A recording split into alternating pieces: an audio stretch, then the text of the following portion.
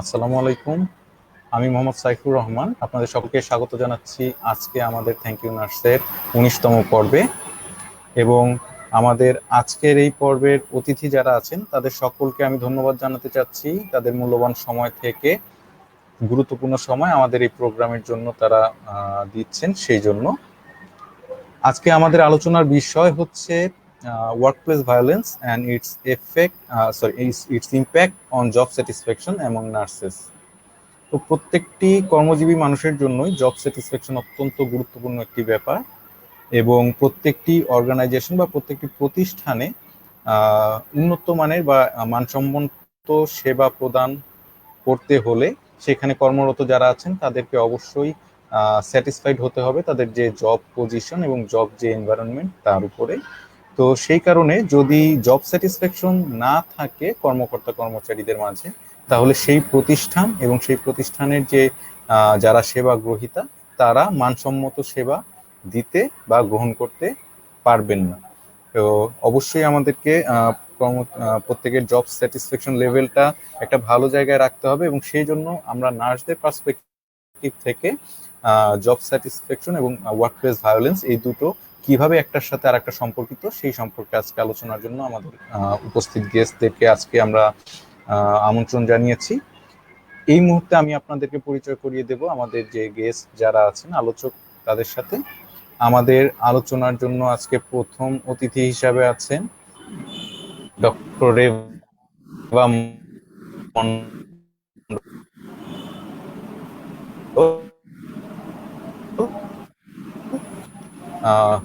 সজ্জার শিষ্ট হন। এরপরে আমাদের সাথে রয়েছেন doctor Samir Ahmed sir. Sir Barishal nursing কলেজে নার্সিং ইনস্ট্রাক্টর হিসেবে কর্মরত রয়েছেন। এর পরবর্তী আলোচক হিসেবে আমাদের সাথে রয়েছেন মনোরা বেগম ম্যাডাম। তিনি ঢাকা মেডিকেল কলেজ হাসপাতালে নার্সিং কর্মকর্তা সিনিয়র স্টাফ নার্স হিসেবে কর্মরত রয়েছেন। এবং এরপরে সর্বশেষ রয়েছেন মোহাম্মদ কাউসার আলম স্যার, যিনি সৈয়দা জোহরা তাজউদ্দিন নার্সিং কলেজ কাপাসিয়া গাজীপুর এখানে নার্সিং ইনস্ট্রাক্টর হিসেবে কর্মরত রয়েছেন।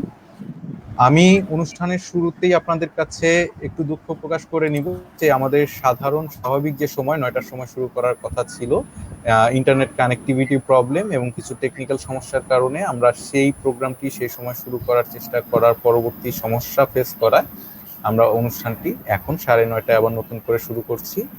আপনারা যারা আমাদের সাথে নিয়মিত দর্শক হিসেবে আছেন তাদের সবার কাছে আমি এই জন্য অনাকাঙ্ক্ষিত একটি ঘটনার জন্য দুঃখ প্রকাশ করছি, এবং আমাদের যারা গেস্ট আছেন তাদেরকেও আসলে যথাসময়ে প্রোগ্রামটি শুরু করতে না পারার জন্য আমরা আন্তরিকভাবে দুঃখ প্রকাশ করছি আপনাদের কাছে।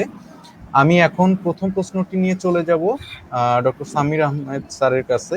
স্যারের কাছে আমার প্রশ্ন থাকবে যে ওয়ার্কপ্লেস ভায়োলেন্স কি, বা ওয়ার্কপ্লেস ভায়োলেন্স বলতে আমরা কি বুঝি, সেই সাথে কি কি ধরনের ওয়ার্কপ্লেস ভায়োলেন্স আছে বা এর প্রকার ভেদগুলা কি কি।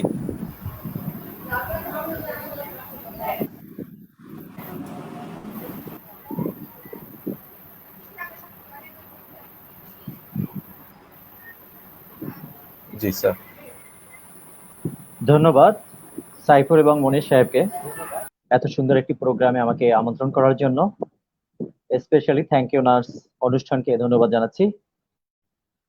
শুরুতেই আমি বলতে চাচ্ছি ওয়ার্কপ্লেস ভায়োলেন্স যার বাংলা অর্থ হলো সহিংসতা। সহিংসতা হলো কোথায়? কর্মক্ষেত্রে সহিংসতা। এই সহিংসতা কি, তাহলে কিভাবে হতে পারে ওয়ার্কপ্লেস ভায়োলেন্স?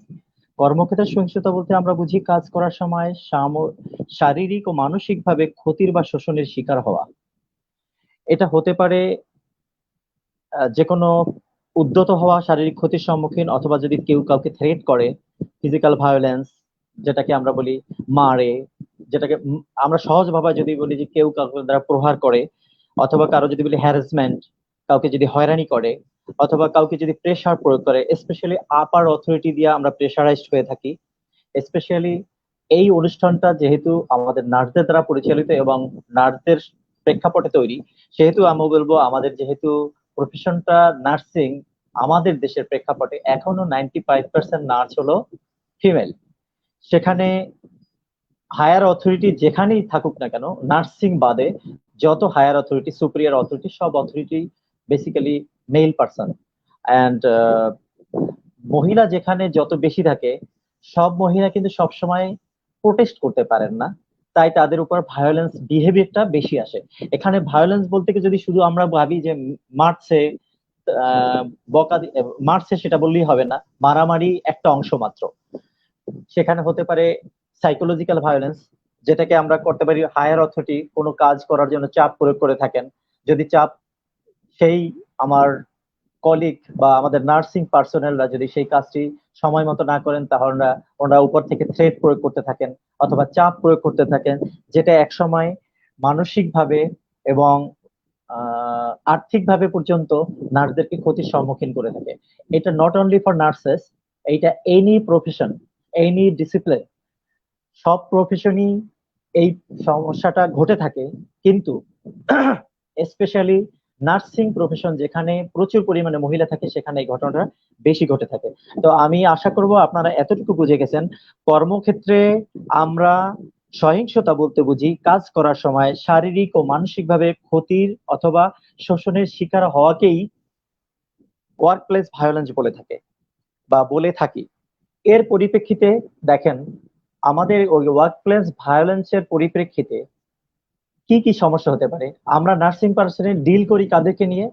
নার্স, আমরা নিজেরা, আমাদের পেশেন্ট অথবা আমাদের ক্লায়েন্ট যাদেরকে আমরা সেবা দিয়ে থাকি, এবং সেবা গ্রহণ করতে যারা আসেন, এবং তার সাথে রুগীদের বা কাস্টমার যেই আসুক না কেন আমাদের কাছে সেবা নিতে, তার রিলেটিভস অথবা যাকে আমরা বলি ভিজিটর্স, এদের দ্বারা আমরা ভায়োলেন্স হয়ে থাকি বা ভায়োলেন্ট হয়ে থাকি।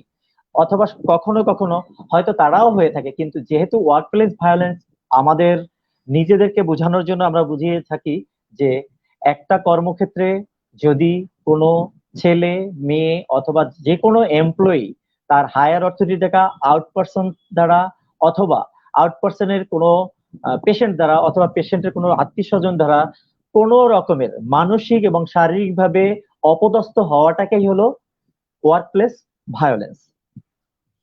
তো আশা করি আপনারা ওয়ার্ক প্লেস ভায়োলেন্স সম্পর্কে অবগত হলেন। এখন আমরা বলতে পারি যে ওয়ার্ক প্লেস ভায়োলেন্সের কি রকমের বা কত টাইপের বা কত রকমের হতে পারে। দেখেন, ওয়ার্ক প্লেস ভায়োলেন্স হতে পারে criminal intent work place violence, যেটাকে আমরা বলি অপরাধমূলক প্রবণতা, customer client workplace violence, সেবা গ্রহীতার দ্বারা সহিংসতা, type 3 worker two worker work place violence, সহকর্মীদের দ্বারা সহিংসতা, type 4 domestic violence work place, domestic violence বা ওয়ার্ক প্লেস যেটাকে বলে আভ্যন্তরীণ সহিংসতা, এবং আইডিওলজিক্যাল ভায়োলেন্স, যদি আমাদের মতের অমিল হয়ে যায়, আমার এক মত আমি পোষণ করলাম, কিন্তু আমারই এক সহকর্মী অথবা আমার এক সাবঅর্ডিনেট অথবা আমার একজন কি বলবো, কিভাবে বুঝাবো, ইন্টারডিসিপ্লিনারি, যেটা আমরা একটা প্রতিষ্ঠান কিন্তু আমাদের কাজ করতে হয় collaboratively, specially nurse, ward boy, cleaner, doctor, others discipline যেমন প্যাথোলজি, মেডিসিন, ফার্মাকোলজিস্ট, এই সবার সাথে আমাদের একত্রিত হয়ে কাজ করতে হয়। কিন্তু তাদের আদর্শের সাথে যদি আমার আদর্শের কোন রকমের মিল না হয়, এখান থেকে সে ভায়োলেন্ট অ্যাগ্রেসিভ বা বিহেভিয়ার অথবা ভায়োলেন্ট বিহেভিয়ার হতে পারে। আভ্যন্তরীণ সহিংসতা এটাও হলো যে আমরা যদি আভ্যন্তরীণ ভাবে কোনো কোন্দল সৃষ্টি হয়, কিন্তু সেখানে দেখা গেছে যে নিজের প্রফেশন নয়, আদার্স প্রফেশন, আদার্স প্রফেশন একই হসপিটাল একটা অর্গানাইজেশন, এই অর্গানাইজেশনে বিভিন্ন ডিসিপ্লিন কাজ করে। আদার্স ডিসিপ্লিন যদি আমাদেরকে ভায়োলেন্ট অথবা আমাদের উপর অ্যাগ্রেসিভ বিহেভিয়ার অথবা শোষণ পীড়ন করে, এটা হলো ডোমেস্টিক ভায়োলেন্স। আর যদি বলি ওয়ার্কার টু ওয়ার্কার, কখনো কখনো দেখবেন আমাদের নিজেদের ভিতরে মতের অমিল হলো, কাজের অমিল হলো, অথবা সামান্য একটু কাজ যদি বলি ভাই, দিদি অথবা ম্যাডাম, স্যার আপনি এই কাজটা একটু করেন, সে মনে করলো এই কথাটা তার জন্য অপমানজনক, সে সাথে সাথে ভায়োলেন্ট বিহেভিয়ার করে, ব্যবহারটা ভায়োলেন্টলি অ্যাগ্রেসিভ বিহেভিয়ার করেন। স্পেশালি এর একটা ভালো উদাহরণ হলো কিছুদিন আগে মানিকগঞ্জ হসপিটালে, কিছুদিন আগে এক নার্স আরেক নার্সের দ্বারা প্ররোচিত হয়েছে। নার্স সরাসরি প্রতি না করে তার ছেলেকে পাঠিয়ে প্ররোচিত করিয়েছেন। এটা হলো আর এক রকমের ভায়োলেন্স, যেটাকে আমরা বলি worker two worker. Customer client violence, যে আমার কাস্টমার অথবা যে আমার ক্লায়েন্ট, যে আমার কাছে সেবা নিতে আসেন, তার কোন রকমের যদি আমার কাজে সে সন্তুষ্ট না হন, হতেই পারেন আমি একটা মানুষ যে সেবা নিতে আসেন সেও মানুষ। কখনো কখনো দেখা যায় আমি অনেকগুলো মানুষের চাপের কারণে হয়তো বা কোনো রকমের কাজের যদি একটু রকমের 19 থেকে 20 হয়ে যায়, তারা আমাদের উপর অ্যাগ্রেসিভ বিহেভিয়ার করে। এটা হলো customer client workplace violence. আর একটা হলো criminal intent to workplace violence. এই ভায়োলেন্সটা হলো কোনো কোনো কর্মচারী আছেন ঠিক মতো অফিসে আসেন না, অথবা সে আহ, আসে কিন্তু আগে চলে যান, অথবা কেউ আছেন যে আসেন দেরিতে আবার যানও আর আগে। এই যে সমস্যাগুলো, এটা যদি কেউ বলতে চান, সে সরাসরি কিছু বলেন না, একটা সময় সে ভায়োলেন্ট হয়ে যান এবং সে আহ কর্মচারী অথবা আমার উপর বা আমাদের এমপ্লয়ীদের উপরে অ্যাগ্রেসিভ বিহেভিয়ার প্রয়োগ করে অথবা ভায়োলেন্ট বিহেভিয়ার করে সে তার অ্যাগ্রেসিভনেস প্রকাশ করেন। এটা হলো আর এক রকমের ভায়োলেন্স। তাই মোট কথায় আমরা বলতে পারি যে আমাদের দেশের প্রেক্ষাপটে আমরা client customer violence, worker worker violence এবং ডোমেস্টিক ভায়োলেন্স, এই তিনটা ভায়োলেন্সের বেশিরভাগ শিকার হয়ে থাকি।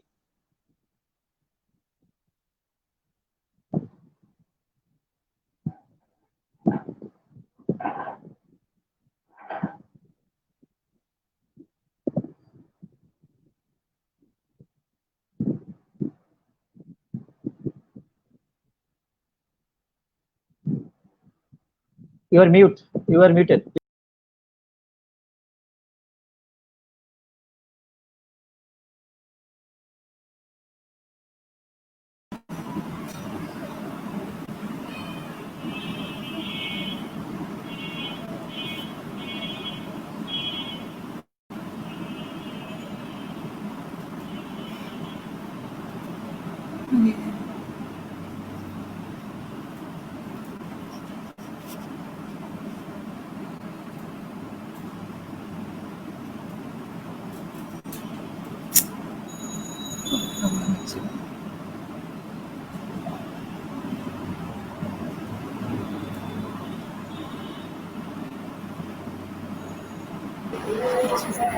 ম্যাডাম, আপনার কাছে আমার যে প্রশ্নটি থাকবে, প্রশ্নটি হচ্ছে ওয়ার্কপ্লেস ভায়োলেন্স একটি প্রতিষ্ঠানে কর্মরত সহ সকল সেবা গ্রহীতাদের, বিশেষ করে আমরা যেহেতু নার্সিং সেবা বা স্বাস্থ্য সেবামূলক প্রতিষ্ঠানে কর্মরত, আমরা জানতে চাইবো যে বিশেষ করে যে রোগীরা থাকে তাদের নিরাপত্তা ও সেবায় কোনো ধরনের বিরূপ হয় কিনা, এবং সেখানে কর্মরত যারা রয়েছেন তাদের কি ধরনের প্রভাব পড়ে থাকে। Thank you Saifur Rahman. শুভ সন্ধ্যা, সকলকে স্বাগত জানাচ্ছি এবং এরকম একটা গুরুত্বপূর্ণ বিষয়ের উপর ডিসকাশনের জন্য অংশগ্রহণ। Satisfaction is very important and I feel proud to participate in the discussion and it's very significant issue. Before answer the question or discussion the question, I would like to give some background information to you. Workplace violence is a global public health problem and has causes a serious threat to the physical and mental health care worker. Why I'm saying that? 2013 সালে একটা রিপোর্টে দেখা যাচ্ছে USA 25,330 জন incident হয় workplace violence, এর মধ্যে 74% apparently occur in the health care worker or health care setting, এবং violence and other injuries currently is a third fatal causes of occupational injury and in United States. It is not the picture only the United States, is all over the country. China also, one study conducted, they have found that nurses are affected work-life violence is the 57%.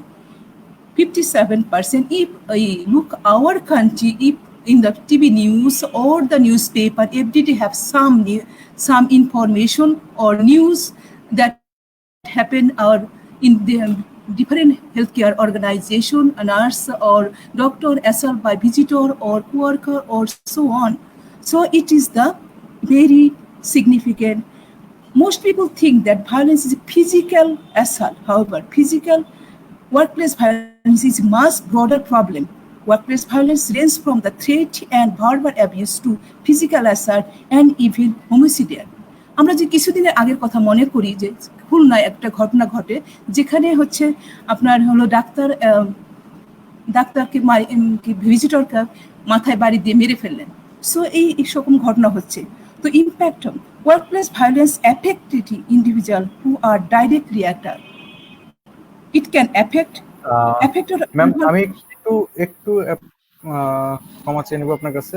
Madam আমরা আপনার কাছে একটি request রাখবো, মানে আসলে আমাদের সাধারণ নার্সদের বোঝার সুবিধার্থে যদি আপনার আলোচনাটি বাংলাতে বেশি থাকে সেজন্য। আচ্ছা ঠিক আছে, থ্যাংক ইউ।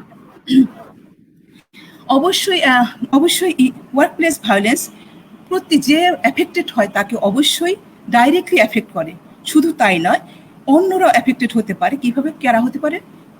এফেক্টেড হতে পারে অথবা ইনভলভ হতে পারে, যেটা ডক্টর সাম্মির আলোচনা করে coworker, client, customer or visitor and also community affected. কিভাবে? ওয়ার্কপ্লেস ভায়োলেন্সের সিগনিফিকেন্ট, এটা হচ্ছে গুরুত্বপূর্ণভাবে অথবা লং টার্ম এফেক্ট করতে পারে নার্স মেন্টালি অর ফিজিক্যালি, এবং এইটার ধারাবাহিকতা অনেক দূর চলতে থাকে। This turn in significant economic, এটা অর্থনীতিকে প্রভাব ফেলতে পারে, সোশ্যাল কস্টে এফেক্ট করতে পারে, ওয়ার্কারদের যারা হলো যে আমরা কাজ করছি মানসিকভাবে বিপর্যয়, ফ্যামিলিকে করতে পারে, অর্গানাইজেশন খাতে অ্যান্ড ওয়াইডলি কমিউনিটিকে। তাহলে আমরা দেখছি যে এইটা কিন্তু শুধুমাত্র নার্সের উপর এফেক্ট করতেছে না, এই ভায়োলেন্সটার প্রভাব সমস্ত কমিউনিটিতে পড়তেছে। ইম্প্যাক্ট অফ ওয়ার্কপ্লেস ভায়োলেন্সটা কিভাবে আমরা এক্সাম্পল হিসেবে দিই, যদি আমরা লং টার্ম, এটা মানসিকভাবে অল্প দীর্ঘমেয়াদী ক্ষতি করতে পারে বা আঘাত করতে পারে। Trauma, fear of return work, ভয় পেতে পারে কাজে ফিরে যাওয়ার জন্য। যখনই সে একটা কর্মস্থলে কখনো অ্যাসাল্টেড হয় বা কারো দ্বারা হেনস্থা হয়, সেক্ষেত্রে কিন্তু সে ভয়ভীতি থাকে। এটা ইনক্রিজ দ্য অ্যাবসেন্ট, যদি তার ভয়ভীতি থাকে সে কিন্তু কাজে যেতে আর উৎসাহ বোধ করবে না এবং ফ্রিকুয়েন্টলি সেটা অ্যাবসেন্ট হবে। চেঞ্জ দ্য রিলেশনশিপ, যদি কোয়ার্কার মধ্যে অথবা অ্যাসোসিয়েটেড কারোর সাথে যদি অ্যাসাল্টেড হয় বা ভায়োলেন্ট হয়, তাহলে কিন্তু তাদের মধ্যে সম্পর্ক, এটা ইম্প্যাক্ট কিন্তু ফ্যামিলিতে পড়ে। যদি ইন্ডিভিজুয়াল বা প্রতি নার্স বা health personal affected in the workplace, that impact ঘরেও কিন্তু পড়ে। রিডিউস দ্য জব পারফরমেন্স, যদি মানসিকভাবে অবস্থা না ভালো থাকে তাহলে কিন্তু আমার পারফরমেন্স ভালো হবে না, আমি কিন্তু কাজে মনোযোগ দিতে পারবো না। এবং সেটা হলো ক্রিটিসিজম, যখনই কেউ আঘাত পায় বা আঘাত করে কোনো নার্স বা তার কোয়ার্কার দ্বারা অথবা ভিজিটর দ্বারা অথবা তার পেশেন্ট দ্বারা যদি এফেক্টেড হয়, সে কিন্তু ক্রিটিসিজম, ভয় পাবে, সুপারভাইজার, কলিগ, আদার্স দ্বারা, সেটা কিন্তু ফেয়ার একটা তার থাকে। সে কিন্তু একটা ফিলিংস হয় যে ইনকম্পিটেন্ট, অদক্ষ, অথবা গিলটি ফিলও করতে পারে, পাওয়ারলেসনেস হতে, ডিক্রিজ জব স্যাটিসফ্যাকশন, আলটিমেটলি কি হয়, তার জব স্যাটিসফ্যাকশনটা হারায় ফেলে।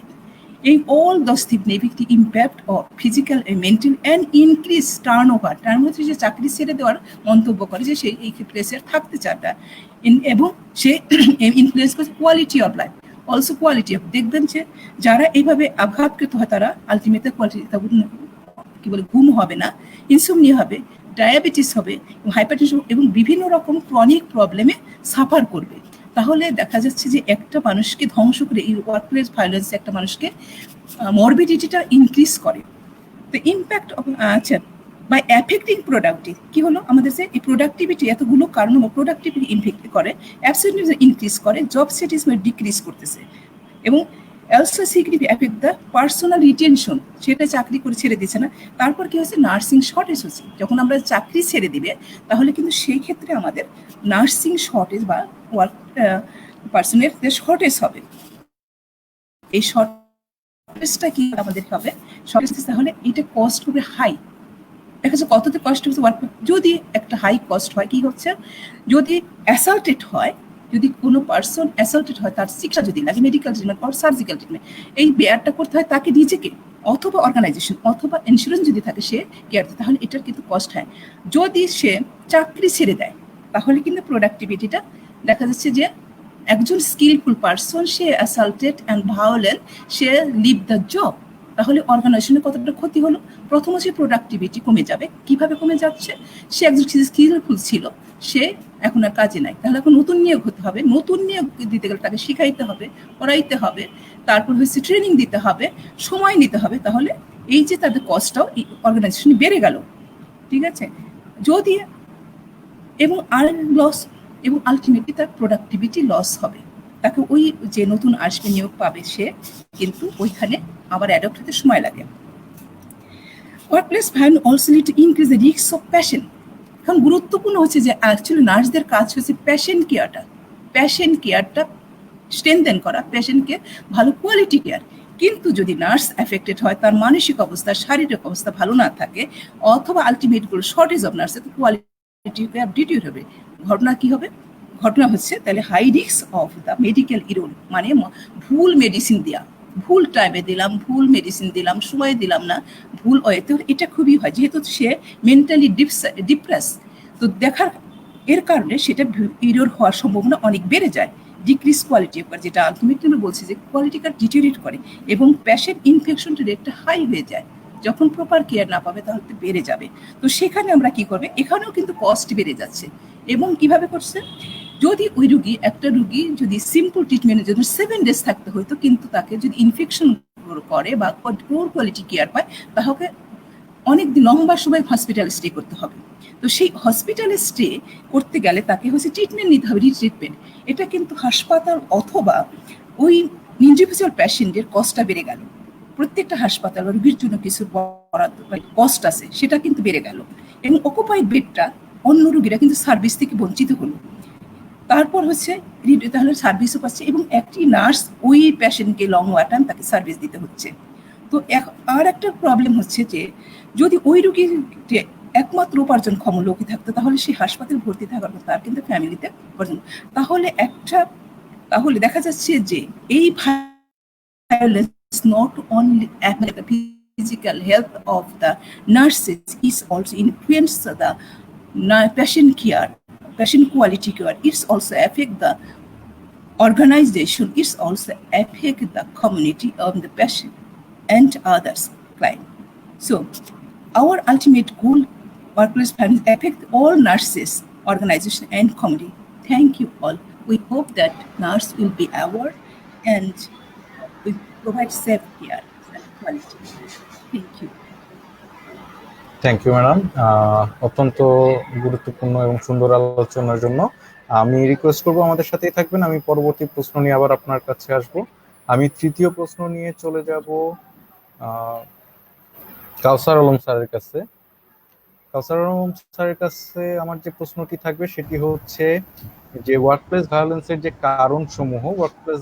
কারণসমূহ কি কি, বা কি কি কারণে একজন কর্মী একটি প্রতিষ্ঠানের কর্মক্ষেত্রে সহিংস আচরণের শিকার হয়ে থাকতে পারেন, আর সেই সাথে কোন কোন বিষয়গুলো এই ধরনের ওয়ার্কপ্লেস ভায়োলেন্স ঘটার জন্য ঝুঁকিপূর্ণ পরিবেশ তৈরি করে, বা রিস্ক ফ্যাক্টরস কি কি আছে, কারণ এবং causes and risk factors of ধন্যবাদ ওয়ার্কপ্লেস ভায়োলেন্স। আমাকে কথা বলার সুযোগ করে দেওয়ার জন্য। থ্যাংক ইউ নার্স এপিসোড 19 এর অর্গানাইজারদের, এবং আমি আরও ধন্যবাদ জানাচ্ছি আমাদের পূর্বে আরও আমাদের শ্রদ্ধেয় দুইজন টিচার ওয়ার্কপ্লেস ভায়োলেন্স এবং জব স্যাটিসফ্যাকশন এবং নার্সেসের উপর যে সুন্দর বক্তব্য দিয়েছেন তার জন্য। আমি ধন্যবাদ জানাচ্ছি যারা আমাদের সাথে সরাসরি ইন্টারনেটে কানেক্টেড আছে। খুবই গুরুত্বপূর্ণ একটি প্রশ্ন, যে কি কারণে কর্মক্ষেত্রে সহিংসতা ঘটনা ঘটে এবং কোন কাজ ঝুঁকিপূর্ণ পরিবেশ কর্মক্ষেত্রে সহিংসতা তৈরিতে সাহায্য করে। আমরা জানি workplace violence is a significant issue in Bangladesh, in health care setting all over the world. যে সমস্ত বিশ্বেই ওয়ার্কপ্লেস ভায়োলেন্স একটি গুরুত্বপূর্ণ ইস্যু হয়ে দাঁড়াইছে বর্তমানে, এবং অন্যান্য প্রফেশনের তুলনায় হেলথ কেয়ার প্রফেশনে ওয়ার্কপ্লেস ভায়োলেন্স সংগঠিত হয় বেশি। এবং যেহেতু আমরা নার্স একটি হেলথ কেয়ার টিমের গুরুত্বপূর্ণ একজন সদস্য অথবা মেম্বার, এবং আমরা এখন বর্তমানে জানি যে আগে থেকে নার্স একজন সম্মুখ যোদ্ধা, সম্মুখ থেকে নার্স রোগীদের সেবা প্রদান করে থাকে। সেই ক্ষেত্রে আমাদের হেলথ কেয়ার প্রোভাইডারদের মধ্যে নার্স সর্ব ঝুঁকিতে আছে ওয়ার্কপ্লেস ভায়োলেন্সের জন্য বেশি ঝুঁকিতে আছে এবং তারাই বেশি ওয়ার্কপ্লেস ভায়োলেন্সের শিকার হয়ে থাকেন।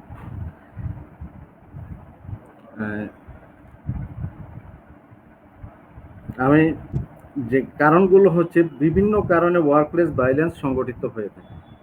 তার মধ্যে কিছু গুরুত্বপূর্ণ কারণ হচ্ছে, যেমন 24 আওয়ার সার্ভিস ফ্যাসিলিটি। একটি হসপিটাল 24 আওয়ার সার্ভিস প্রদান করে থাকে। সেই ক্ষেত্রে আমাদের নার্স কিছু আমাদের বাংলাদেশে 3 শিফটে সেবা প্রদান করে থাকেন এবং বাংলাদেশের বাহিরে ওয়েস্টার্ন কান্ট্রি অথবা উন্নয়নশীল দেশে 2 শিফটে তারা সেবা প্রদান করে থাকেন, অথবা 24 আওয়ার্স একসাথে সেবা প্রদান করে থাকেন এবং একসাথে 24 আওয়ার্স সেবা দিয়ে তারা 3 দিন অথবা 2 দিনের বিশ্রামে চলে যান। তো সেই ক্ষেত্রে যখনই লং টাইম একজন নার্স অথবা ডাক্তার অথবা হেলথ কেয়ার প্রোভাইডার যখন সেবা দিতে যাবেন, তখন তার একটু বিশ্রামের প্রয়োজন আছে।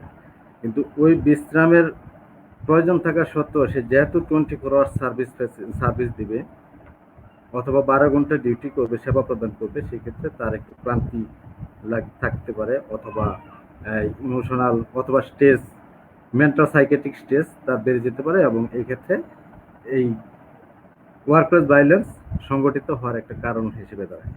যে high levels of stress in the relatives of the patient. আমরা জানি যে আমাদের পরিবারের একজন সদস্য যখন অসুস্থ হয়ে যায়, তখন আমাদের মানসিক ভারসাম্য আমরা অনেকে হারিয়ে ফেলি, যেখানে আমরা পরিবারের অন্যান্য সদস্যদের উপর একটা মেন্টালি একটা চাপ তৈরি হয়ে যায়, চাপ এসে যায় এবং যখন আমরা হাসপাতালে নিয়ে যাই, আমাদের এই চাপের কারণে যে কোনো চাপের কারণে আমরা হেলথ কেয়ার প্রোভাইডারদের সাথে অথবা অন্য কারোর সাথে আমরা হাসপাতালে একটা ঘটনা ওয়ার্কপ্লেস ভায়োলেন্সের মতো ঘটনা ঘটায় ফেলি। Long time waiting for treatment. কিছু হাসপাতাল আছে যেখানে রোগীর চাপ বেশি, কিন্তু হেলথ কেয়ার প্রোভাইডার যারা সেবা প্রদান করবে তাদের সংখ্যা কম। ডাক্তার একজন ইমার্জেন্সি ফ্যাসিলিটিতে যদি ডাক্তার একজন থাকে অথবা নার্স 2 থেকে 3 জন থাকে, যেমন নাইট শিফট, ইভিনিং শিফট, এর মাঝে কিন্তু আমাদের ডাক্তারের সংখ্যা ডাক্তার শর্টেজ এবং নার্সের শর্টেজ থাকতে পারে। তো সেই ক্ষেত্রে একজন পেশেন্ট বেশি থাকে, পেশেন্ট ওভারলোডের কারণে আমাদের ট্রিটমেন্ট ফ্যাসিলিটির একজন গ্রহীতা ট্রিটমেন্ট নিতে তার সময় বেশি হওয়ার কারণে তারা ওয়ার্কপ্লেস ভায়োলেন্স ঘটনা ঘটায়। মিস্টেক অন মেডিকেশন, এটা নার্স এবং ডাক্তারদের জন্য খুবই গুরুত্বপূর্ণ একটি ইস্যু, যে মেডিকেশনের সময় মিস্টেক করা, এই কারণে ওয়ার্কপ্লেস ভায়োলেন্সের ঘটনা ঘটতে পারে। Miss understanding between nurse and other personal.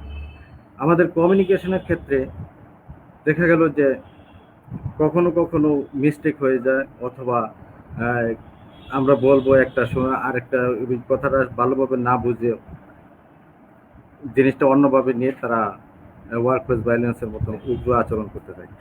Staff shortage, এটা তো বললাম আমরা যে ইভিনিং এবং নাইট শিফটে বিশেষ করে আমাদের স্টাফ শর্টেজ থাকে, স্টাফ কম থাকে।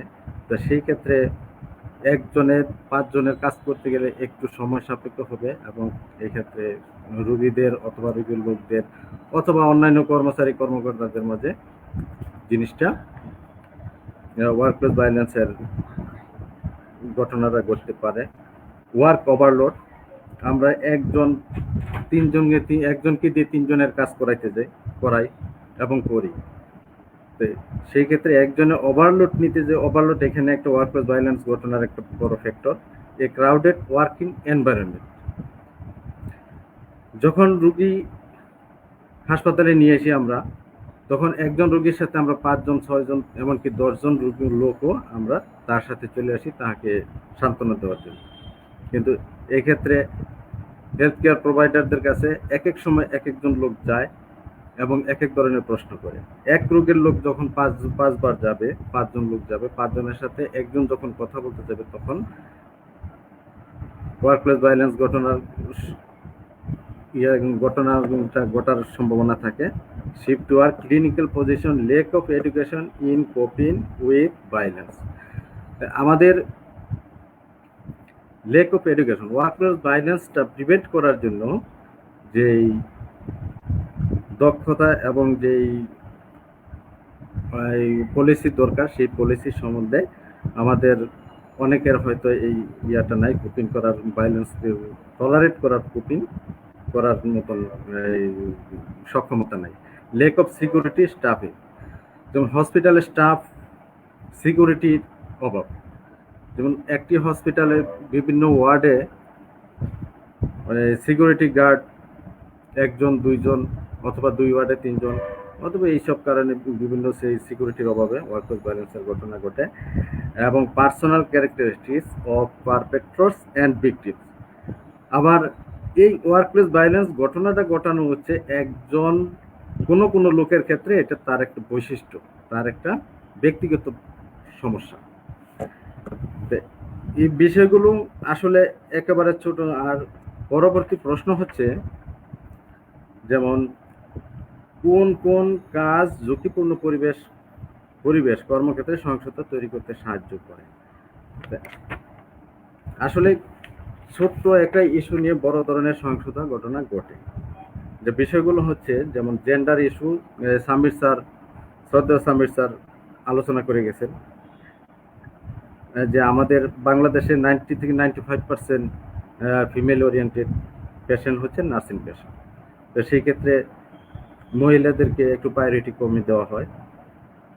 আর কাজ ও রোগী সংশ্লিষ্ট, যেমন নার্সিং সেবা প্রদানের সময় যেমন মানসিক রোগী ও মাদকদ্রব্য সেবনকারী রোগীদেরকে যখন সেবা প্রদান করা হয়, তখন সেক্ষেত্রে সেই ওয়ার্কপ্লেস ভায়োলেন্স ঘটনার একটা পরিবেশ।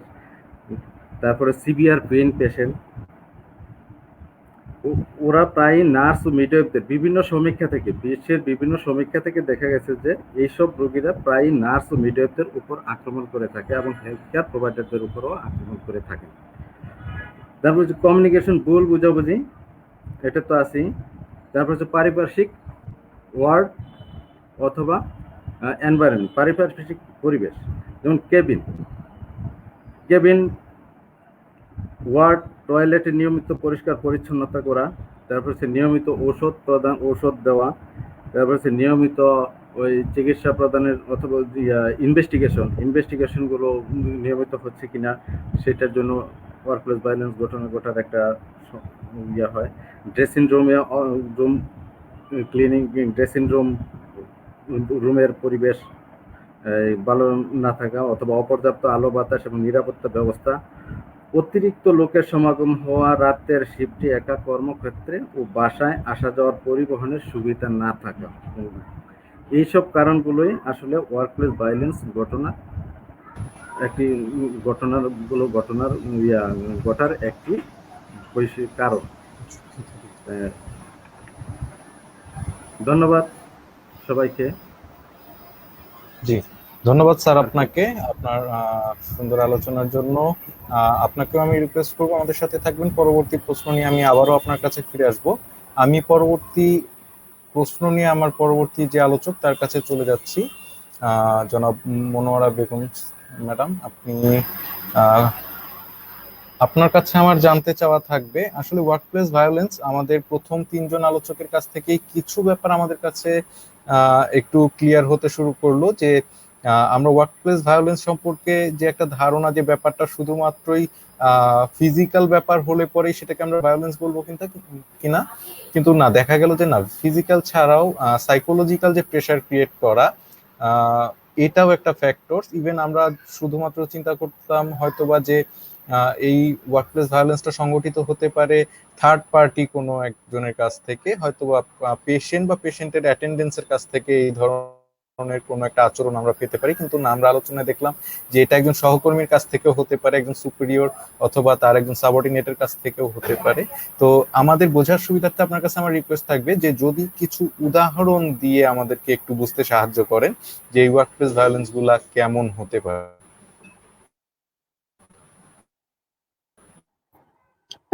ধন্যবাদ সাইফুর রহমান, আমি ধন্যবাদ জানাচ্ছি যে থ্যাংক ইউ নার্স প্রোগ্রামের জন্য আমাকে এখানে কিছু বলার সুযোগ দেওয়ার জন্য। এবং আমি ধন্যবাদ জানাচ্ছি রেবা মন্ডল ম্যাডামকে, সামির স্যারকে এবং কাউসার ভাইয়াকে। এবং সেই সাথে আমি আরো ধন্যবাদ জানাচ্ছি যে এত কষ্ট করে আমাদের এই প্রোগ্রামে অনেকেই পার্টিসিপেন্ট করে দেখছেন। তো আমাকে বলা হচ্ছে যে আগের যে তিনজন ম্যাডাম স্যাররা বলে গেলেন, অবশ্যই তারা যুক্তিসঙ্গতপূর্ণ কথা বলেছেন যে ফিজিক্যাল অ্যাসাল্ট হলেই বা ফিজিক্যাল কোনো সহিংসতা হলে যে আমরা সেটাকে বলবো যে ভায়োলেন্স না, তো সেটা একটা মেন্টালও পড়তে পারে। সাপোজ আমার কাছে উদাহরণ জানতে চাচ্ছেন, যেটা আমি স্টুডেন্ট অবস্থায় ঢাকা মেডিকেলে দেখেছিলাম বা অন্যান্য জায়গায় শুনেছি, অনেকটা এখন অনেক কমে গেছে। যখন আমি স্টুডেন্ট, আমাকে হয়তো কেউ দেখলাম যে খুব আন্তরিক সহকারে আমাকে বোঝাচ্ছে যে এটা এইভাবে করো না, এটা এভাবে করো, কিন্তু পক্ষান্তরে দেখা যাচ্ছে যে বেশিরভাগই যে বলতেছে যে স্টুডেন্ট তুমি কিচ্ছু বোঝো না, এই তুমি এটা করো, তুমি সেটা করো। এটা যে একটা মেন্টাল একটা প্রেশার, বাধ্য হয়ে মাঝে মধ্যে রুমে যে কান্না করতে হতো যে আমি তো কিছু বুঝি নাই, আমার বড় আপু আমাকে এমন করছে কেন। এখন বর্তমানে আমাদের ঢাকা মেডিকেলেও বলবো, অবশ্যই বলবো, কারণ যারা নতুন জয়েন করেছেন তারা অনেকে অনেক কিছু জানেন না, চাকরির রুলস রেগুলেশন জানেন না, বড়দের সাথে কিভাবে কথা বলতে জানেন না। আমি বলবো না যে সবাই, অনেক ছেলে মেয়েরা আছেন যে ভালো ভালো জায়গায় চাকরি করে তারপরে আবার সরকারিতে পোস্টিং পেয়েছেন, কিন্তু সেই ক্ষেত্রে দেখা যাচ্ছে যে সিনিয়র এবং জুনিয়র মধ্যে এখন একটা দ্বন্দ্ব চলছে যে আমি জুনিয়র বলে আমাকে সে আপা এভাবে বলছে সেভাবে বলছে, আর সিনিয়ররা বলছে যে দেখো মেয়েকে আমি বলছি, মেয়ে তো ভালো রকম শুনছে না। কিন্তু তারপরে দেখা যাচ্ছে যে না, মাঝে মধ্যে মিলও যাচ্ছে। আর জুনিয়রদের মধ্যে এটা একটা কাজ করে যে উনি সিনিয়র হচ্ছে তাতে কি হয়েছে, আমি কোন চাইতে কম জানি, উনিও সরকারি চাকরি করে, আমিও সরকারি চাকরি করি, উনি তো বেতন পাচ্ছে। আমি এটা আমি মনে করছি যে এটা ভালো একটা উদাহরণ। আর শুধু তাই নয়, আমি যদি বলতে চাচ্ছি যে আমার একটা প্রবলেম হলো, দেখা গেল যে প্রবলেমটা আমার নিজের দ্বারাই, প্রবলেমটা সলভ করার জন্য আমি আবার অফিসে গেলাম, আমার অথরিটির কাছে গেলাম। কিছু কিছু অথরিটি আছে খুব সুন্দর করে আমার ব্যাপারটা শুনলো, বুঝলো এবং আমাকে জানালো যে তুমি এই প্রসেসে যাও, এই প্রসেসে যাও। কিন্তু পক্ষান্তরে যদি আমার অথরিটি আমাকে বললো যে না, তোমার আমি এই কথাই শুনবো না, তুমি বের হয়ে যাও। আমাদের ঢাকা মেডিকেলে আপাতত এরকম সমস্যার মধ্যে হচ্ছে না, আল্লাহর রহমতে আমরা ভালোই আছি। কিন্তু প্রায় জায়গায় আমরা শুনতে পাচ্ছি যে তাদের নাকি ফেসবুকে দেখলে আমরা দেখবো যে তাকে ঢুকতে দিচ্ছে না, তাকে কথা শুনছে না, তার চেয়ার তার উপরে ছুড়ে দিচ্ছে।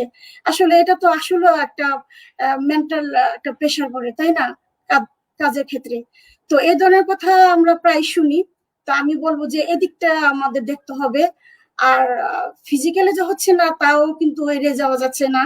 এটা সারা পৃথিবী জুড়ে, শুধু নট অনলি বাংলাদেশ, সারা পৃথিবীতে দেখা যাচ্ছে যে নার্সদের, মহিলা কর্মক্ষেত্রে যারা মহিলা আছেন তাদের প্রতি এই ধরনের হ্যারাসমেন্ট হচ্ছে। বিশেষ করে আমাদের তো আমরা 95% মহিলা, আমাদেরকে সবাই বলছে যে আমরা 95% মহিলা।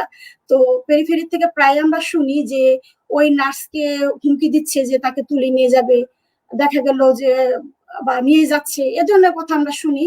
এবং সাথে সাথে আমরা ডাক্তারদেরকেও হ্যারাসমেন্ট করছে কোনো কোনো জায়গায়।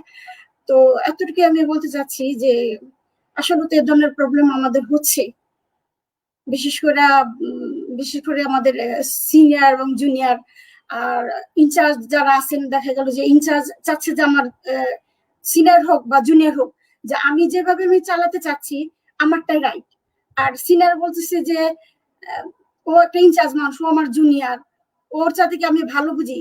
কখনো কখনো ইনচার্জ যা বলে তা শুনে, কিন্তু কখনো কখনো মনে হচ্ছে যে না, আমি ইনচার্জ যেতে একটু ভালো বুঝি, আমি তার কথা শুনবে কেন। তো এই সমস্ত দিকগুলিও নিয়ে অনেক সময় মেন্টাল একটা প্রেশারে পড়ে। আর কলিগদের কথা বলছেন, কলিগদের সাথে তো বেশিরভাগ সময় আমাদের একটা ভালো সম্পর্ক থাকে, ভালো চলে, কিন্তু দেখা গেলে যে আমার স্বার্থ যেখানে জড়িত, যুক্তি সেখানে অচল। প্রায় যে কাউসার যে কথাটা কিছুক্ষণ আগে বললেন যে দেখা যাচ্ছে যে সে সময় মতন আসছে না, সময় মতন যাচ্ছে না, মানে সে আসছে দেরিতে, যাচ্ছে খুব তাড়াতাড়ি। তাহলে আমি 1 দিন 2 দিন 3 দিন আমি অবশ্যই আমি ক্ষিপ্ত হয়ে যাব যে আমি তাকে দেখছি যে সে প্রতিনিয়ত দেরি করে আসছে এবং তাড়াতাড়ি চলে যাচ্ছে। তাহলে আমার মেন্টালি তো এরকম একটা কষ্ট লাগবেই। আর তখনই যদিও আমি চাকরি করি, আমার পারিশ্রমিক আমাকে দিচ্ছে, কিন্তু আমার মেন্টাল একটা যে স্যাটিসফ্যাকশন সেটা আমার পাচ্ছি না। তাহলে এখানে বলা হচ্ছে যে আমাকে একটা ভালো পরিবেশ দাও, আমি ভালো সেবা দিব। যেটা রেবা ম্যাডাম বলে গেছেন যে আমাকে যদি ভালো পরিবেশ না দিতে পারে তো আমি ভালো সেবা দিতে পারবো না, এবং ভালো সেবা না দিলে আমার ক্লায়েন্ট বা আমার রুগীটাও ভালো হচ্ছে না, সুস্থ হচ্ছে না। তার কিন্তু অনেক সময় দেখা গেল যে আমি আমার কলিগের সাথে ওই ব্যাপারটা বললাম যে সে, আমি প্রতিনিয়ত আমি অবজার্ভ করছি যে সে আসছে দেরিতে, যাচ্ছে তাড়াতাড়ি। আর আমাদের বিশেষ করে, আমি তো অন্যান্য মেডিকেল কথা বলবো না, আমি একটা উদাহরণ দেখা যাচ্ছে যে আমাদের ঢাকা মেডিকেলে এখন আমরা অ্যাসাইন হিসাবে দেওয়া হচ্ছে না যে আপনার এই বেডগুলি, আপনি সেই বেডগুলি। তো কমই ফাঁকি দিতে পারছে, তারপরও হাতে গোনা দু একটা যখন এই কাজগুলি করে তখন সে সাধারণত দেখা যাচ্ছে যে তার সে চলে চলে গেল তাড়াতাড়ি, এবং তার পেশেন্ট একটা সিরিয়াস পেশেন্ট ছিল, সেই পেশেন্ট সম্বন্ধে সে একজনকে ভালো মতন ব্রিফলি বলে যায়নি। তখন সেই মুহূর্তে দেখা গেল যে রেসপন্সিবিলিটা কার, সে তো অ্যাসাইনমেন্ট ছিল তার জন্য। তা আমি তো এখন অবস্থা আমার রুগী নিয়ে আমি ব্যস্ত ছিলাম, তারটা আমি ফলো করি না, আমি খেয়াল করি নাই। এই ধরনের একটা প্রবলেম তখন তৈরি হয়ে যায়। তো এই দিকগুলি আমি বলতে চাচ্ছি। তো আর কোনো কোশ্চেন সাইফুর সাহেব? থ্যাংক ইউ ম্যাডাম আপনার আলোচনার জন্য, এবং আমি ধন্যবাদ জানাচ্ছি আপনি আমাদের সাথে সাইফুর সাহেবের নেটের প্রবলেম হচ্ছে। আহ, তো বিভিন্ন দিকে দেখছি যে আমাদের আমরা নিজেরাও যদি অনেক সময় আছে না ভায়োলেন্স যে বারবার আসছে, যে রুগীর পেশেন্ট মানে আমাদের নিজেদের মধ্যে থেকে বেশিরভাগই আমাদের রুগীর পেশেন্টদের আসছে। যেমন যেমন আমার ওয়ার্ডে আমি যখন মেডিসিন দিতে যাব অথবা আমি যে কোনো আমার অ্যাক্টিভিটিস করতে যাব, তখন যদি আমি পার্টিদেরকে বলি, রুগীর লোকদের বলি, প্লিজ আপনি একটুখানি এই মুহূর্তে আপনাকে বের হতে হবে, আমি আমার কাজ করবো, কিন্তু তারা বোঝার চেষ্টা করে না যে আমার কাজের জন্য এখন একটু ওনার ওই উপস্থিতি আমাকে বাধা দিচ্ছে। তখন কি করবো, আমি তাকে বাধ্য হয়ে একবার দুবার তিনবার, তো আমিও তো একটা মানুষের পর্যায়ে পড়ি, আমরা পোলাইটলি খুব কমই বলি, এবং বলি যখন ধৈর্য হারা হয়ে যায়, দেখা যাচ্ছে যে আমি অনেকটা অ্যাগ্রেসিভ ভাব করি, তখন পেশেন্টের লোকেরা করে। আর নার্সরা কিন্তু একটু কমই করে। আমাদের এইদিকে ঢাকা মেডিকেল তো একটা বড় একটা জায়গা, প্রায় সময় আমরা ইমার্জেন্সিতে শুনি যে কি হচ্ছে, যে খুব বড় ধরনের একটা ঝামেলা বেঁধে গেছে, কি হয়েছে, রোগীর লোকেরা নিয়ে যাচ্ছে, নার্সদের সাথে মারামারি করতে যাচ্ছে। তখন দেখা যাচ্ছে বিশেষ করে ইমার্জেন্সি সাইটে আমাদের মেল নার্স গুলি রয়েছে, তারা তাদের পোশাকটা খুলে যাতে তাকে আইডেন্টিফাই না করতে পারে সে একজন নার্স, তাকে সেই রাস্তা সেই জায়গাটা ত্যাগ করতে হচ্ছে। কারণ আমরা বেশিরভাগই হচ্ছে এই হ্যারাসমেন্টটা আমরা বাইরের লোকদের দ্বারাই।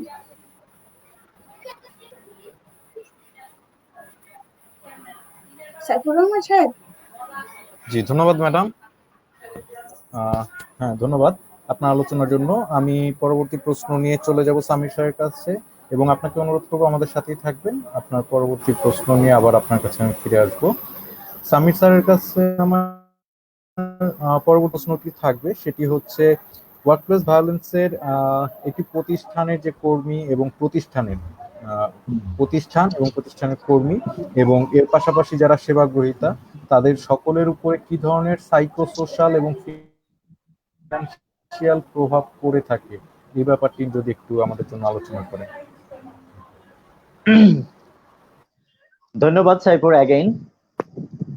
অনেকক্ষণ বসেছিলাম তো মনে হচ্ছিল যে কোথায় যেন নাই, কিন্তু খুব প্রাণবন্ত একটা আলোচনা উপভোগ করতেছিলাম। আসলে যেভাবেই বলি না কেন, সবাই এটাকে বলেছিলেন যে একটা যুক্তিযুক্ত প্রসঙ্গ, এবং এখন বর্তমান প্রেক্ষাপটে আমাদের নার্সিং সমাজের জন্য এই প্রসঙ্গটা খুবই খুবই খুবই খুবই মূল্যবান এবং খুবই গুরুত্বপূর্ণ। তাই আবারও ধন্যবাদ জানাচ্ছি থ্যাংক ইউ নার্স অনুষ্ঠানকে এবং এর কর্মকর্তাগণকে। তো আমাকে প্রশ্ন করা হলো স্পেসিফিক, যেহেতু সাইকোসোশিয়াল অ্যান্ড ফাইন্যান্সিয়াল প্রভাব পড়তে পারে। অবশ্যই এখানে যেহেতু স্পেসিফিক প্রশ্ন, সেহেতু আমি উত্তরগুলো স্পেসিফিক দেওয়ার চেষ্টা করছি।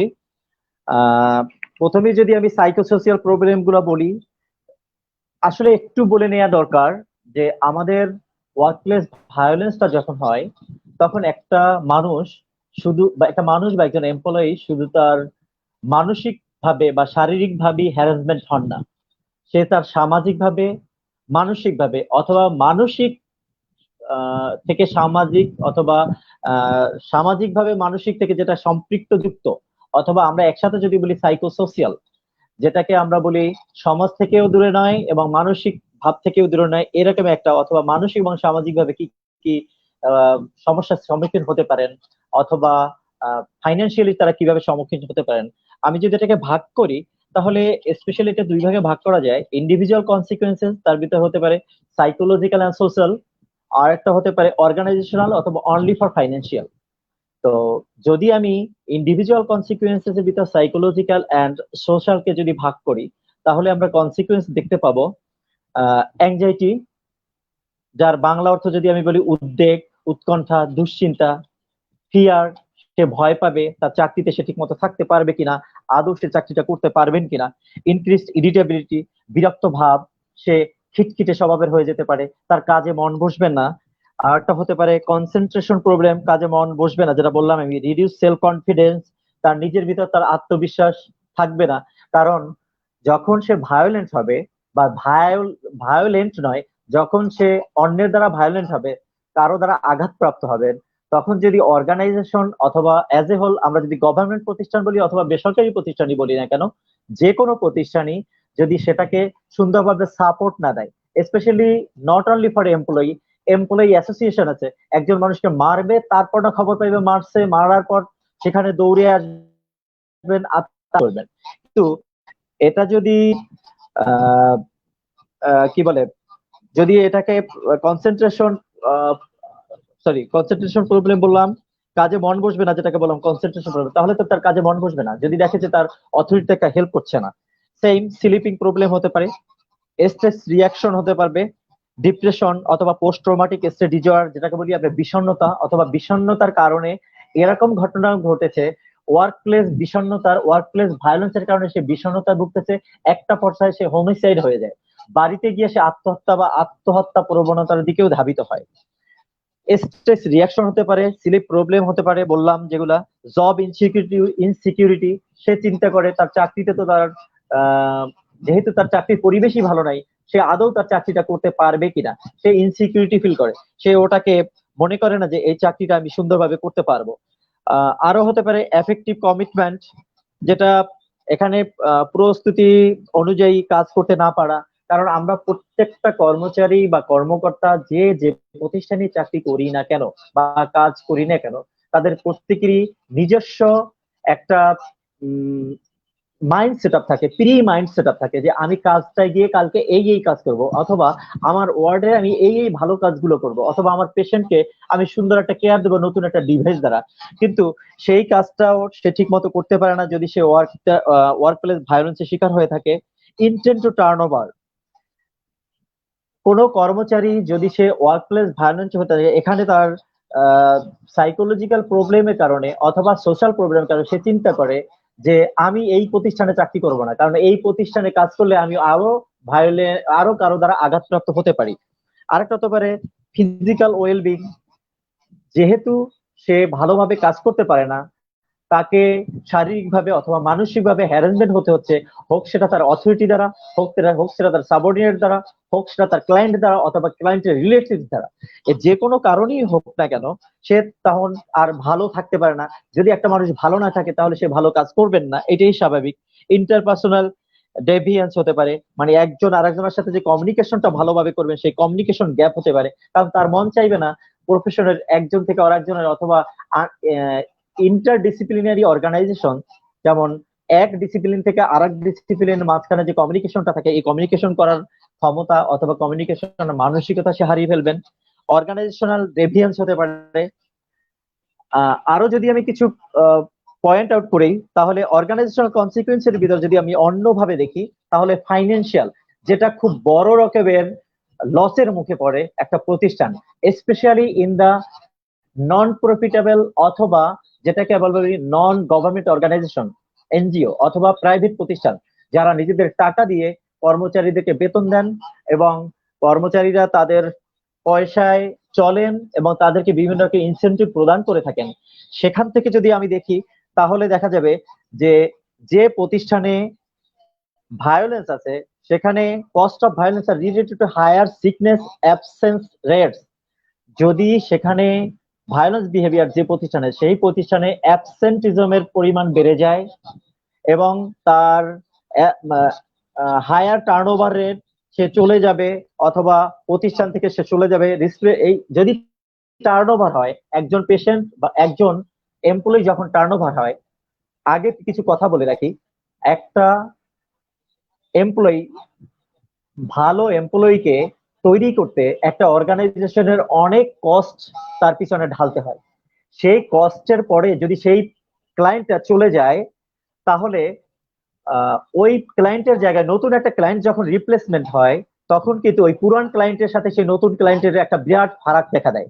কারণ পুরান ক্লায়েন্টটা অনেক এক্সপিরিয়েন্সড ছিল, সে তার দক্ষতা এবং কর্মক্ষমতা দিয়ে তার প্রতিষ্ঠানের ভালো কিছু করতেছিলেন, কিন্তু সে যদি চলে যায়, প্রতিষ্ঠান বড় রকমের একটা আর্থিক ক্ষতির সম্মুখীন হয়ে যায়।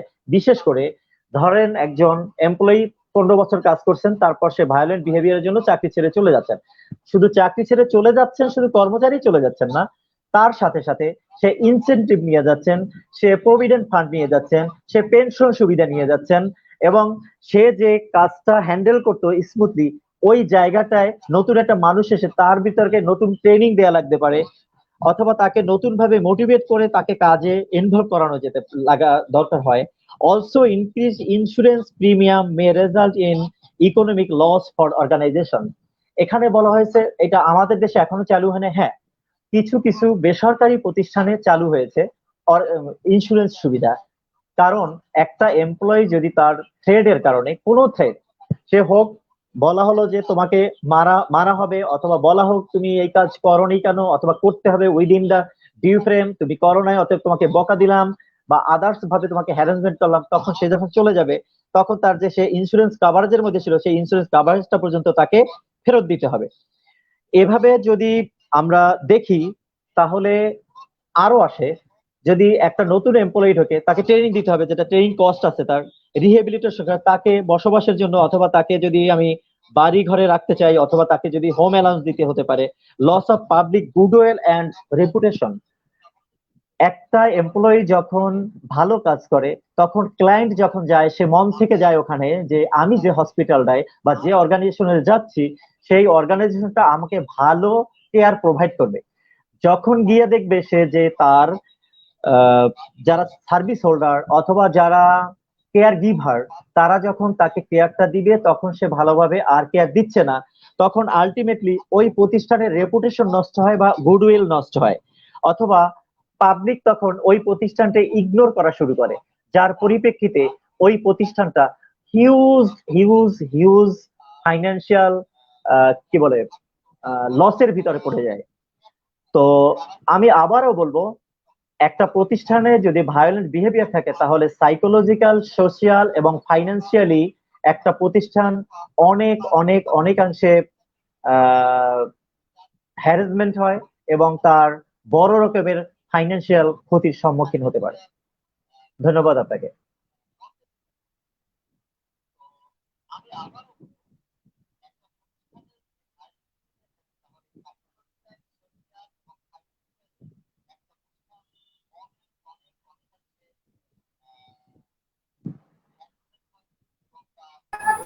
ধন্যবাদ স্যার আপনাকে প্রাণবন্ত আলোচনার জন্য, এবং আমাদের সাথেই থাকবেন। পরবর্তীতে দর্শকদের কিছু প্রশ্ন নিয়ে আমি আবার আপনাদের কাছে ফিরে আসব।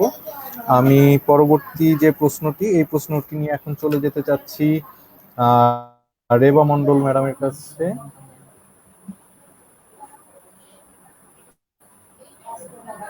জি ম্যাডাম, আপনার কাছে আমার যে প্রশ্ন থাকবে, আমার জানতে চাওয়া, ওয়ার্কপ্লেস ভায়োলেন্স মোকাবেলার ক্ষেত্রে নার্সদের কি ধরনের ভূমিকা রয়েছে, বা নার্সরা কিভাবে এই ওয়ার্কপ্লেস ভায়োলেন্স মোকাবেলা করতে পারে, সেই ব্যাপারে আমাদের সামনে একটু আলোচনা করবেন। Thank you Saidur Rahman. Actually নার্সের ভূমিকাটা খুবই গুরুত্বপূর্ণ।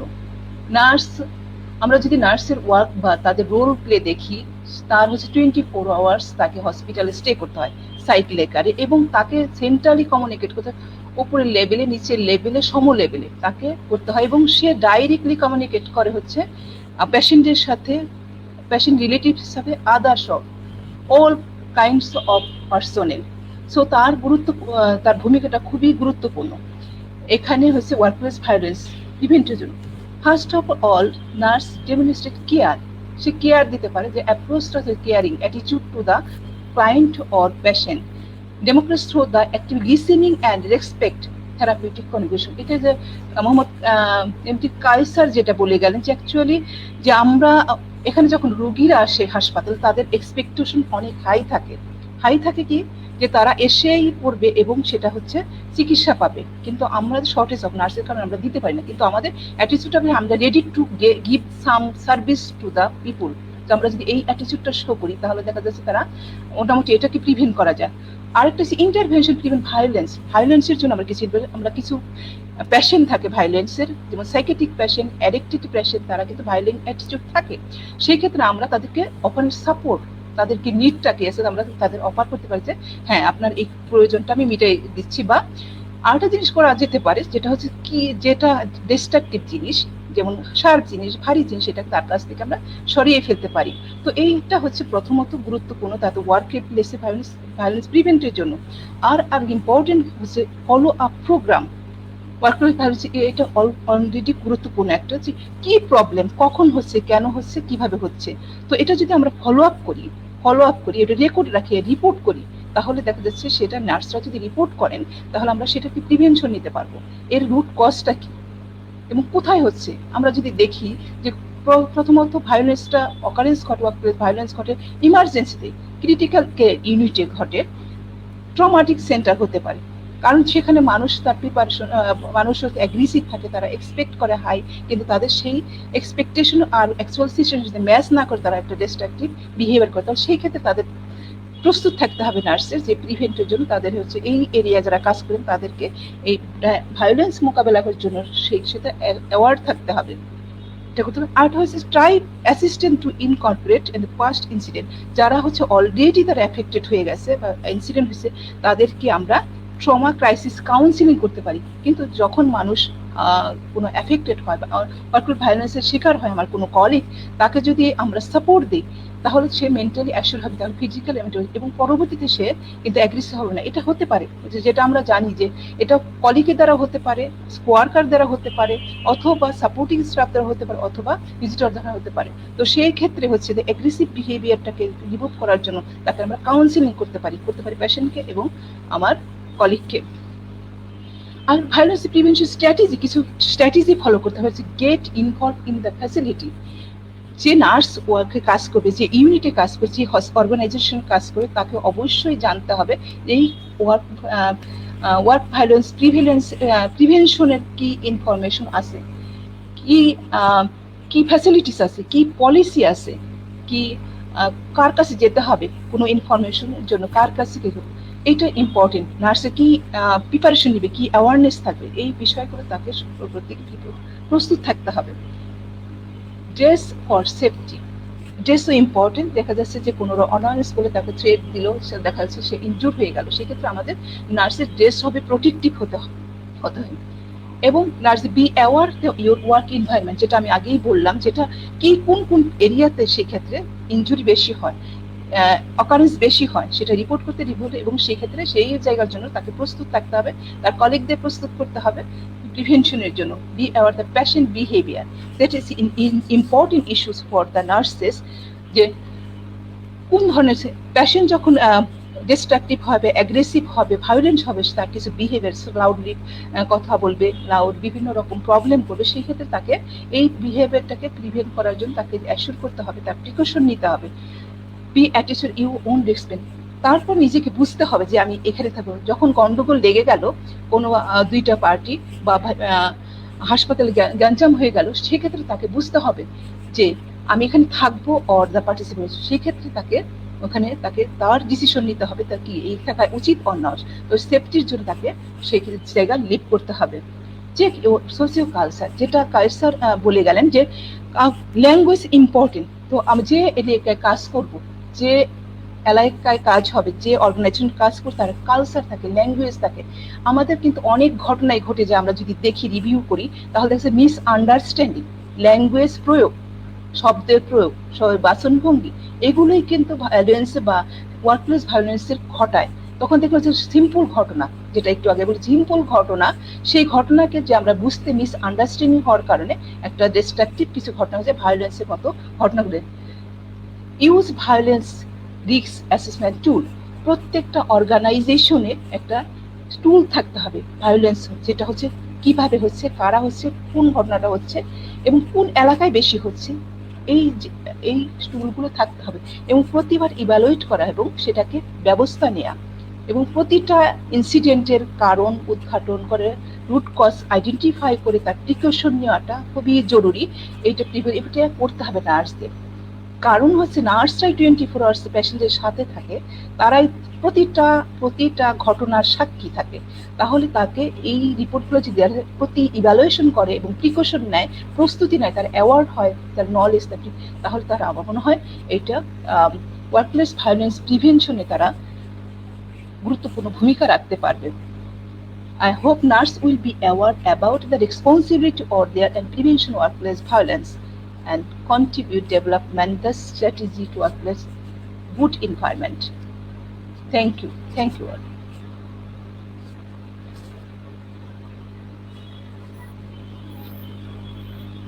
থ্যাংক ইউ ম্যাডাম আপনার আলোচনার জন্য।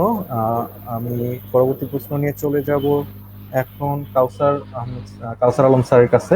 আপনি আমাদের সাথেই থাকবেন, পরবর্তী অংশে দর্শকদের প্রশ্ন নিয়ে আমরা আবার ফিরে আসব। কাউসার আলম স্যার, আপনার কাছে আমার প্রশ্ন থাকবে, যেহেতু আমরা জানি আপনি অলরেডি এই ওয়ার্কপ্লেস ভায়োলেন্স নিয়ে একটি স্টাডি করেছেন বাংলাদেশের পরিপ্রেক্ষিতে, তো আপনার কাছে আমরা জানতে চাইবো যে ওয়ার্কপ্লেস ভায়োলেন্সের যে বৈশ্বিক পরিস্থিতি কেমন এবং বাংলাদেশে এই পরিস্থিতি কেমন রয়েছে, এই ব্যাপারটি নিয়ে একটু আলোচনা করবেন। তার সাথে আরেকটু আমরা আপনার যে ডিজার্টেশনটি রয়েছে, পাবলিকেশন হয়ে গেছে অলরেডি, আমরা চাবো সেখানকার ফাইন্ডিংস থেকে আমাদের জন্য সামান্য কিছু কথা বা ফাইন্ডিংসটা আমাদের সাথে দিবেন। আমরা 1 ঘন্টার উপরে চলে এসেছি, রিকোয়েস্ট থাকবে একটু স্বল্প সময়ে আলোচনা। ধন্যবাদ। আবার ওয়ার্কপ্লেস ভায়োলেন্স, আমি আলোচনার প্রথমেই আমি বলছিলাম যে workplace violence is a significant issue in health care organisation all over the world. যে পৃথিবীর প্রত্যেকটা দেশেই ওয়ার্কপ্লেস ভায়োলেন্সের সংঘাত ঘটছে, ওয়ার্কপ্লেস ভায়োলেন্সের মতন সংঘাতগুলো ঘটছে, এবং শুধু হসপিটালে না, এটা যে কোনো কর্মক্ষেত্রে যে কোনো সময় এই ঘটনাটা ঘটে। এখন আমাদের বহির্বিশ্বের কিছু স্টাডির পরিপ্রেক্ষিতে আমি বলতেছি যে 2017 সালের একটা স্টাডিতে দেখা গেছে যে অস্ট্রেলিয়া সহ সারা বিশ্বে 1.6 মিলিয়ন লোক মারা গেছে এই ওয়ার্কপ্লেস ভায়োলেন্সের কারণে, এবং many more people are injured and suffered from physical and non-physical health problems. তো এখানে এই কথাটা থেকে বোঝা যাচ্ছে যে আমাদের ওয়ার্কপ্লেস ভায়োলেন্স কত ভয়াবহ রূপ ধারণ করছে এবং কত কি অবস্থানে যে আছে। আমি এখন বহির্বিশ্বের কিছু উল্লেখযোগ্য কিছু উন্নত এবং উন্নয়নশীল দেশের স্ট্যাটিস্টিক্স আমি এখানে তুলে ধরব। যেমন অস্ট্রেলিয়ায় 36% nurses have been reported two workplace violence. অর্থাৎ এখানে প্রিভ্যালেন্সটা উঠায় নিয়ে আসছে, প্রিভ্যালেন্সটা হচ্ছে 12 মাসের, গত 1 বছর, অর্থাৎ যে ইয়ারে স্টাডিটা পাবলিশ হয়েছে তার আগের 12 মাস। তো 12 মাসে দেখা গেছে অস্ট্রেলিয়ার মতন দেশে 36% নার্স ওয়ার্কপ্লেস ভায়োলেন্সে আক্রান্ত হচ্ছে। Greek 76%, in Japan 44.7%, Italy 67%, turkey 80%, Jordan 75.80%, Hong Kong 44.6%, Palestine 80.4, Malaysia 71.3, China 65.8, Pakistan 82.0, India 63, Nepal 64.5, and Bangladesh 64.2% nurses are exposed in workplace violence. এটা হচ্ছে যে উল্লেখযোগ্য কিছু দেশের আমি স্ট্যাটিস্টিক্স তুলে ধরে এনেছি এবং সাথে বাংলাদেশের স্ট্যাটিস্টিক্সটা এই যে আপনি যে সাইফুল সাহেব যে বলছেন যে আমি ওয়ার্কপ্লেস ভায়োলেন্সের উপর একটি এবং nurses at public hospital in Bangladesh এর উপর একটি গবেষণা করেছি এবং এটা পাবলিশড হয়েছে। তো এখানে আমার এই স্টাডিতে উঠে এসেছে 64.2% নার্সেস, বাংলাদেশি নার্সরা ওয়ার্কপ্লেস ভায়োলেন্সে আক্রান্ত হচ্ছে প্রতি বছর, অর্থাৎ 12 মাসে। আর ওয়ার্কপ্লেস ভায়োলেন্সের মাঝে যে আমরা পূর্বে কিন্তু অনেক, যেমন ফিজিক্যাল ভায়োলেন্স, ভার্বাল অ্যাবিউজ এবং psychiatric, emotional and bullying, mobbing and sexual harassment, বিভিন্ন টাইপসের আমরা ভায়োলেন্স আমরা ইতিপূর্বে জেনে গেছি। তো এখানে প্রত্যেকটা দেশেই, বাংলাদেশ সহ বহির্বিশ্বের সব দেশেই ভার্বাল অ্যাবিউসে আক্রান্ত হচ্ছে বেশি। যে ভার্বাল অ্যাবিউসটা হচ্ছে initiative, primary initiative of physical violence, অর্থাৎ ভার্বাল অ্যাবিউস দিয়ে শুরু হয়, ফিজিক্যালি যে এটা শেষ হয়, ফিজিক্যালি পর্যন্ত এটা রূপ ধারণ করতে পারে, ফিজিক্যাল অ্যাবিউস অ্যাসাল্ট পর্যন্ত এটা রূপ ধারণ করতে পারে। তো প্রাইমারিটা হচ্ছে ভার্বাল অ্যাবিউস, এবং প্রত্যেকটা দেশেই ভার্বাল অ্যাবিউজের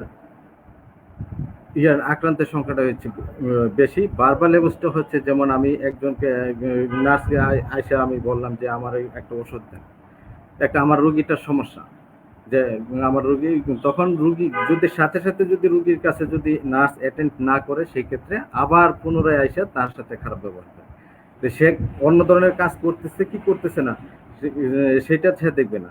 যে একজন নার্স যে ওখানে বসে টেবিলে বসে একটা গুরুত্বপূর্ণ অন্য কোনো কাজও করতে পারে, সেই কাজ সে কি ধরনের কাজ করছে এটা না বুঝে এবং না জেনে আইসা আমাদের নার্সদের সাথেও খারাপ ব্যবহার করে। এটা মূলত বাংলাদেশের ক্ষেত্রে বেশি এই জিনিসটা হয়, এবং আমরা যেহেতু ওয়ার্ডে আমাদের কাজ করার অভিজ্ঞতা মোটামুটি 10-15 বছর, এই অভিজ্ঞতার আলোকে থেকে আমরা বলতেছি যে রুগীর কাছে সাথে সাথে অ্যাটেন্ড করলেই রুগীরা মনে করে, অথবা রুগীর পার্টিরা মনে করে যে এখানে কেয়ারটা পান।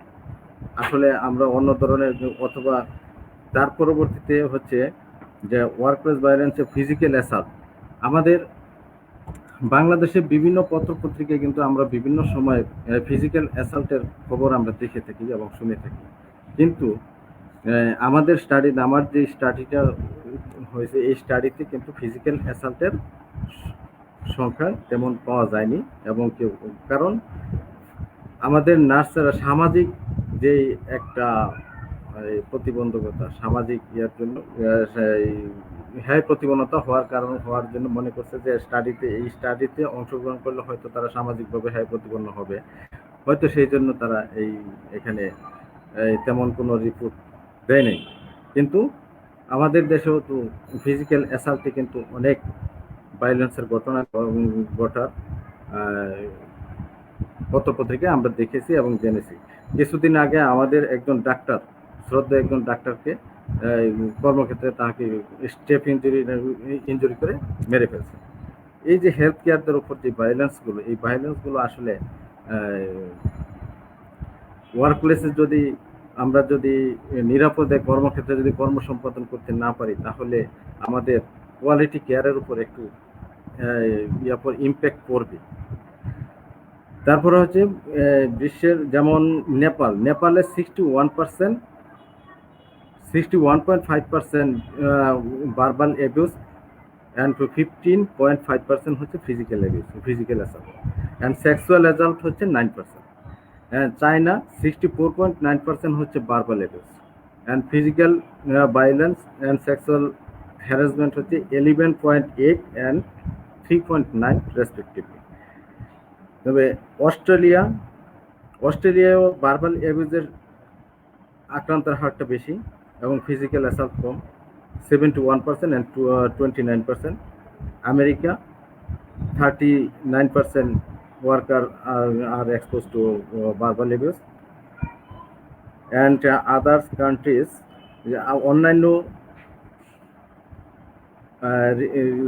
স্ট্যাটিস্টিক্সের মধ্যে দেখা যাচ্ছে যে থ্রেট 15.6% নার্সেরা আক্রান্ত হচ্ছে থ্রেটে যেমন হসপিটাল এসে তড়িঘড়ি করে যা বলে, তাড়াতাড়ি বলে যে আমাকে এই জিনিসটা দেন, এই জিনিসটা দিতে একটু সমস্যা হলে আমাকে একটা ইনজেকশন দেন, ইনজেকশন দিতে সমস্যা হলে অথবা একটা ট্যাবলেট দিতে একটা ট্যাবলেট চায়, যে আমার পেট ব্যথা, আমাকে একটা গ্যাস্ট্রিকের একটা ট্যাবলেট দেন, অথবা আমাকে অমুক জিনিসটা করে দেন, একটা ড্রেসিং করে দেন। যখন এইটা করতে কোনো সমস্যা হয় অথবা একটু দেরি হয়, সেক্ষেত্রে দেখে দিবে যে আপনি চাকরি, এমনকি আমাদের চাকরি ক্ষেত্রে চাকরি থেকে ইয়ে করার জন্য, যাক ওই তার পরবর্তীতে হচ্ছে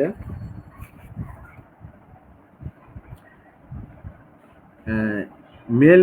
আমার যেমন বাংলাদেশের আমাদের যে স্টাডিটা, এই স্টাডির রেজাল্টের মধ্যে রেজাল্ট ফাইন্ডিংয়ে 64.2% prevalence of workplace violence among nurses in last year.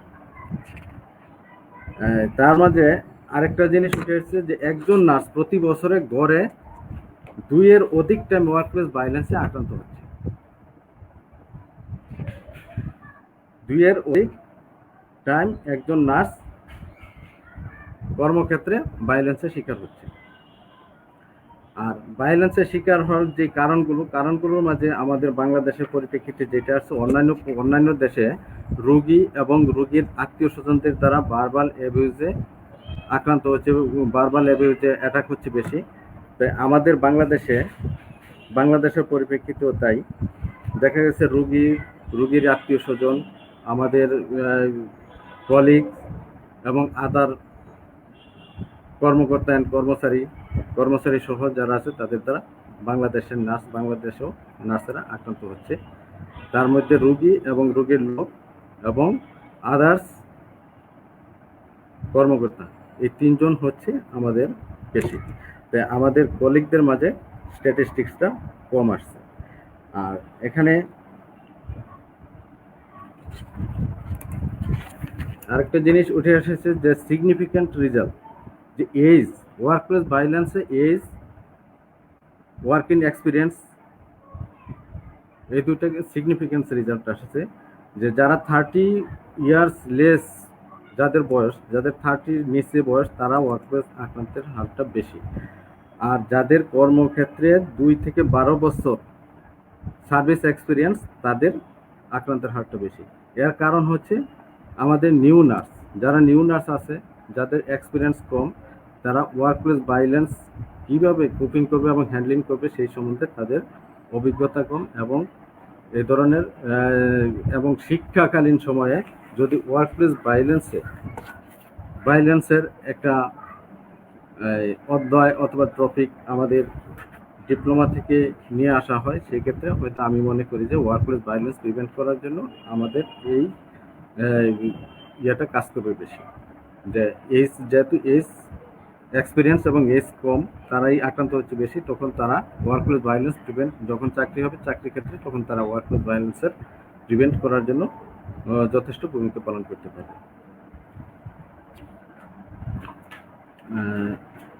R workplace violence যেসব হসপিটালের যেসব জায়গায় সংঘটিত হচ্ছে, তার মাঝে হচ্ছে স্পেশালিটি ওয়ার্ড, যেমন মেডিসিন, ইমার্জেন্সি, সার্জারি এবং লং লাইন পেশেন্ট যেখানে থাকে, সেখানে সংঘটিত হচ্ছে ওয়ার্কপ্লেস ভায়োলেন্সটা সংঘটিত হচ্ছে বেশি।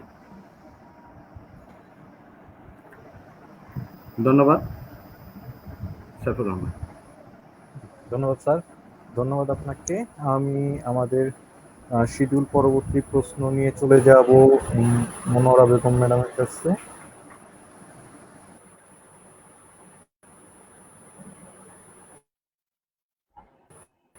আপনার কাছে আমার যেটা হচ্ছে জব স্যাটিসফ্যাকশন সম্পর্কিত।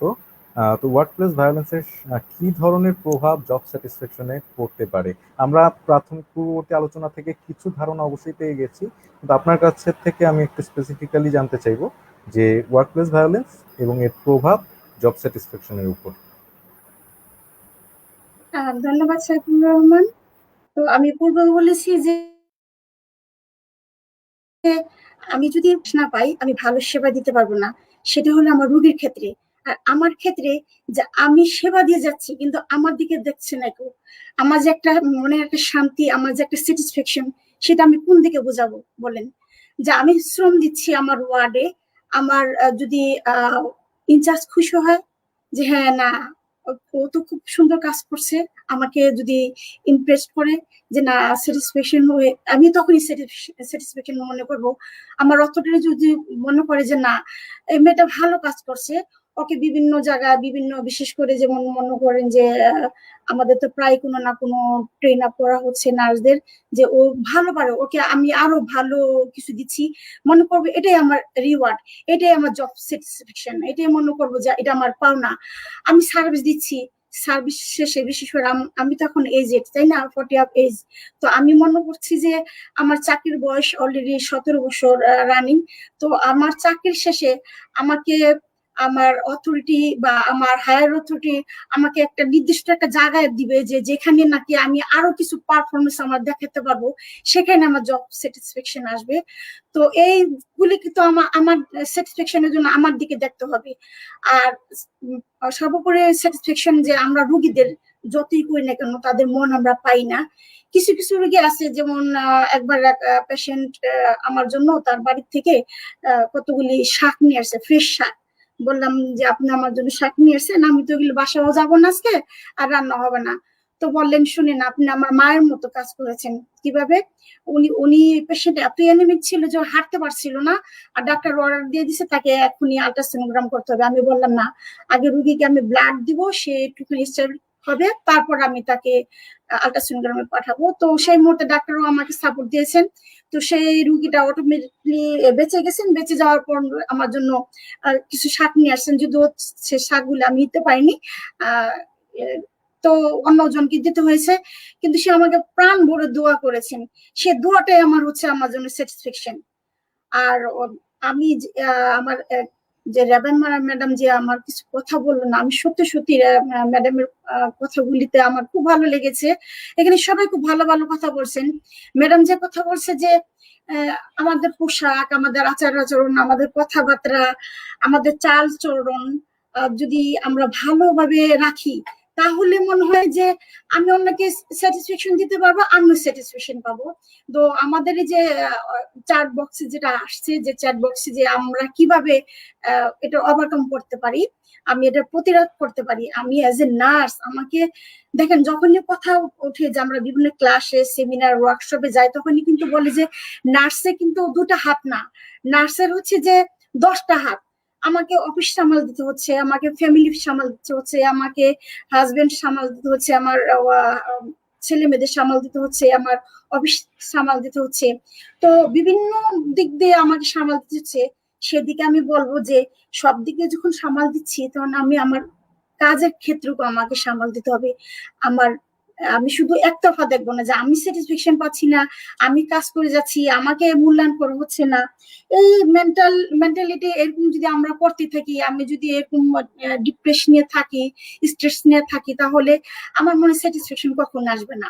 যেহেতু যখনই আমি নার্সিং এ আসলাম, যখনই আমি পাড়া দিলাম স্টুডেন্ট হিসেবে, আমি প্রথম থেকে জানিনি যে আমার নার্স হিসাবে আমাকে নাইট ডিউটি করতে হবে।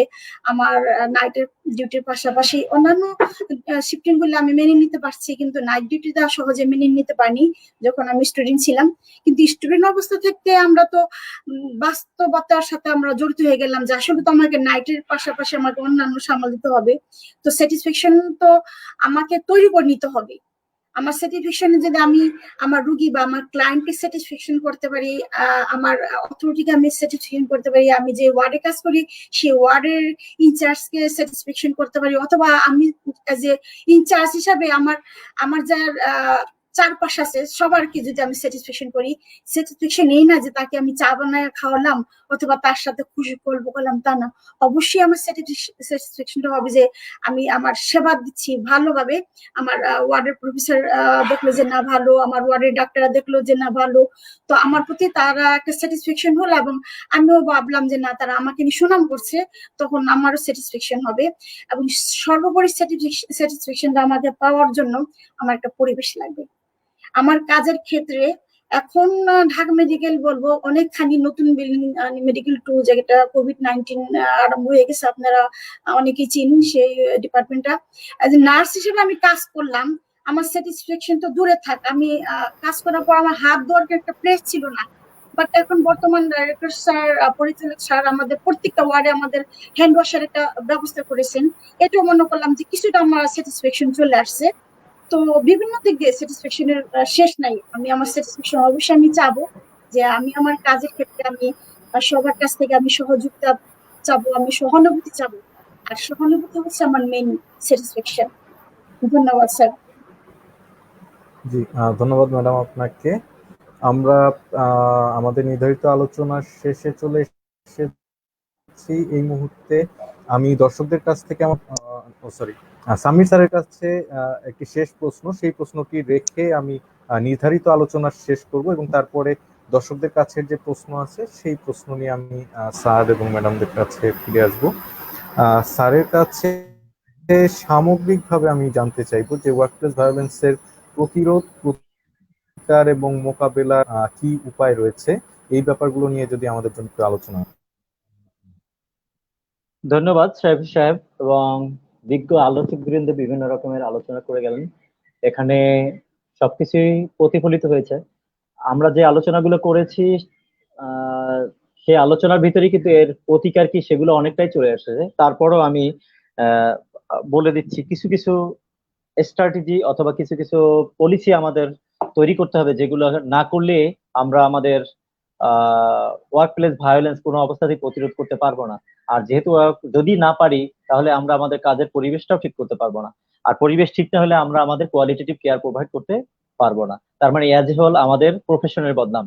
তো আমি এখানে কিছু যে একটা স্ট্যাটিস্টিক্স তুলে ধরতে চাই। According to bureau of labour statistics, between the year of 2011 to 2018, a total of 5,746 injuries resulting from workplace violence were reported.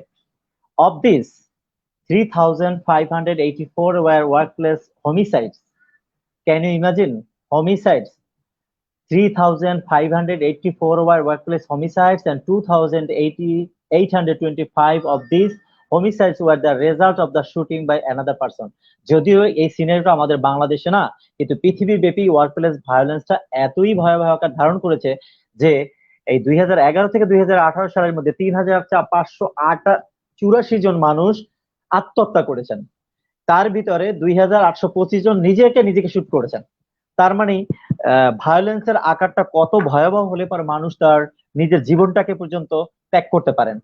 তো আমি এখানে স্ট্র্যাটেজি যদি আমি ফলো করি তাহলে এখানে বলতে হয় যে অ্যানালাইজ ইওর ওয়ার্ক প্লেস। আমাকে প্রথমেই আমার ওয়ার্ক প্লেসটাকে অ্যানালাইজ করতে হবে। সেখানে কি অ্যানালাইজ করতে হবে? Has there been violence in your work place before?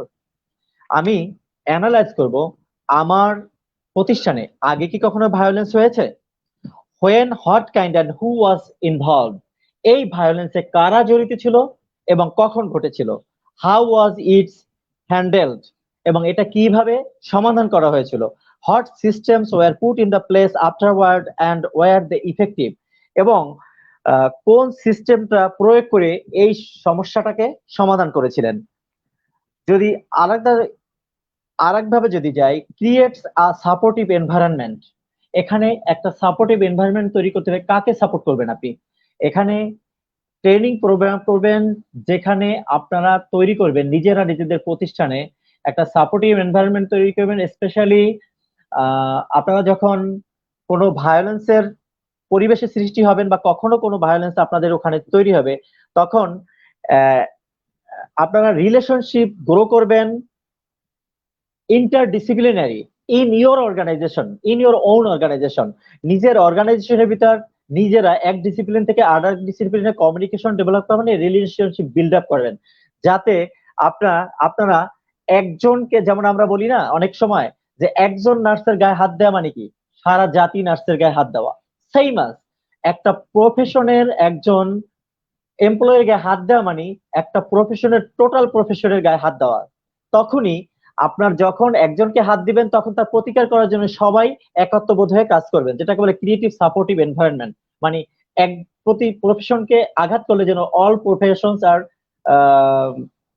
mitigate together, all professions are assimilate at a time।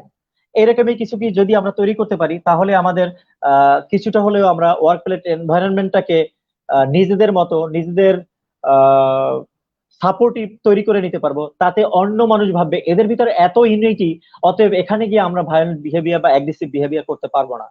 অপার কমিউনিকেশন এন্ড এমপ্যাথি ট্রেনিং, এটা করতে হবে উইদিন দ্য অর্গানাইজেশন এমপ্লয়ীদের ভিতরে। কারণ আমাদের এই যে ভায়োলেন্ট বিহেভিয়ারটা নট অনলি বাহিরের মানুষ শুধু শুধু করে দিয়ে যায় এটাই না, কখনো কখনো আমরা আমাদের বিহেভিয়ার, যেমন কিছু কিছু, যেমন আমাদেরকে কাউসার সাহেব এবং কি বলে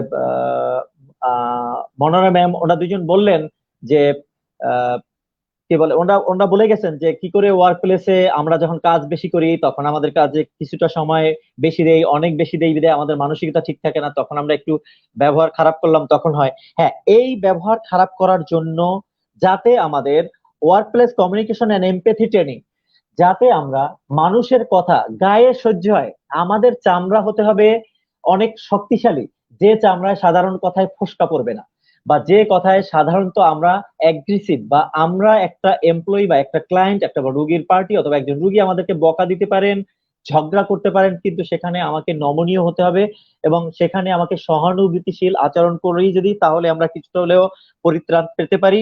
establish a clear workplace violence policy.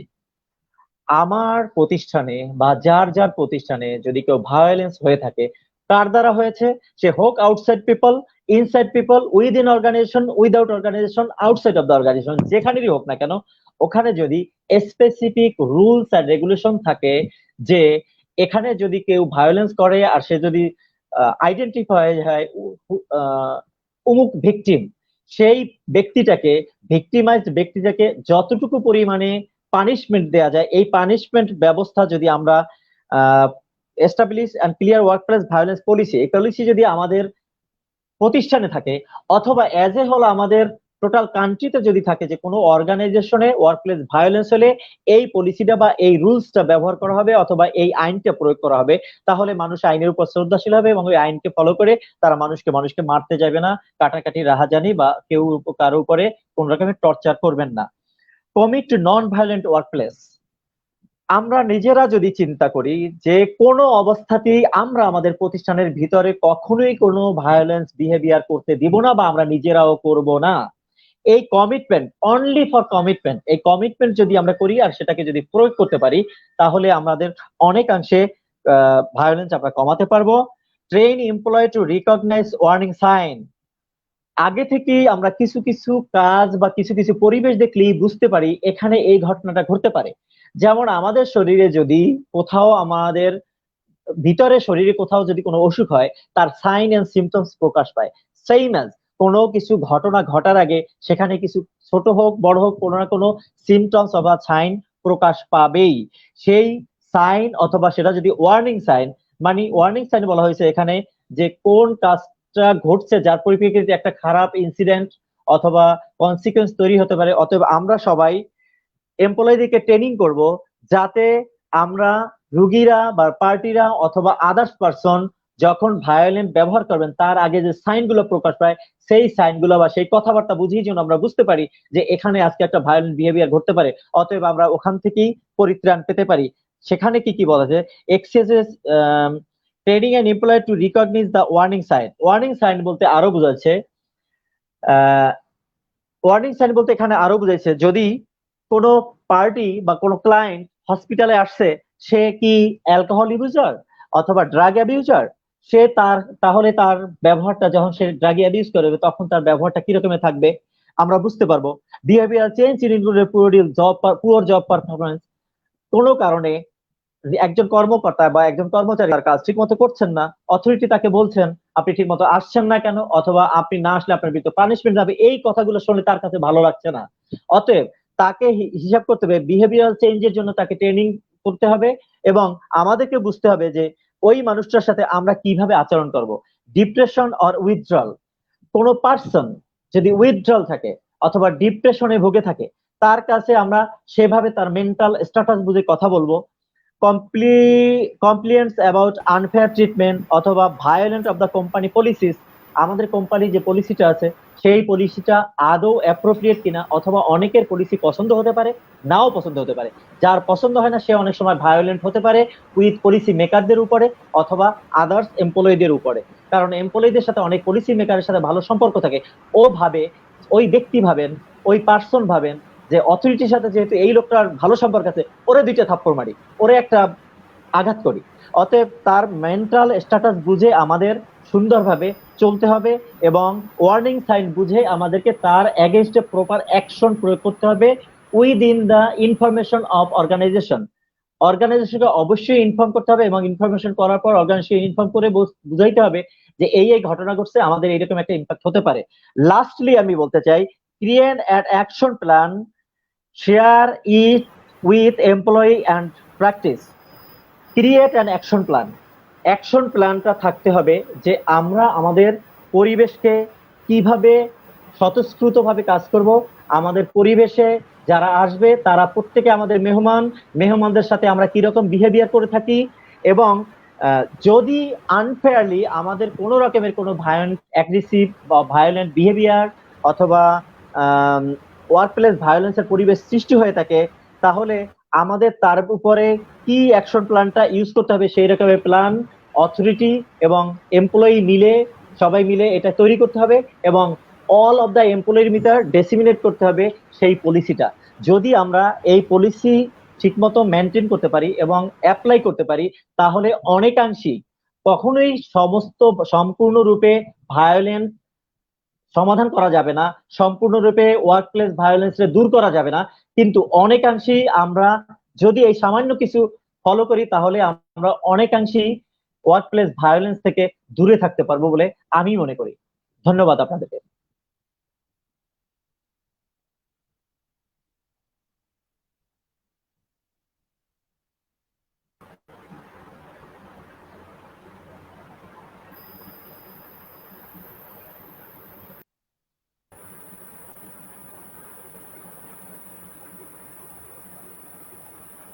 জি, ধন্যবাদ স্যার আপনার আলোচনার জন্য। আমরা আমাদের আলোচনার একেবারে শেষ জায়গায় চলে এসেছি। আমাদের দর্শকদের কাছ থেকে কিছু কোশ্চেন রয়েছে, প্রশ্ন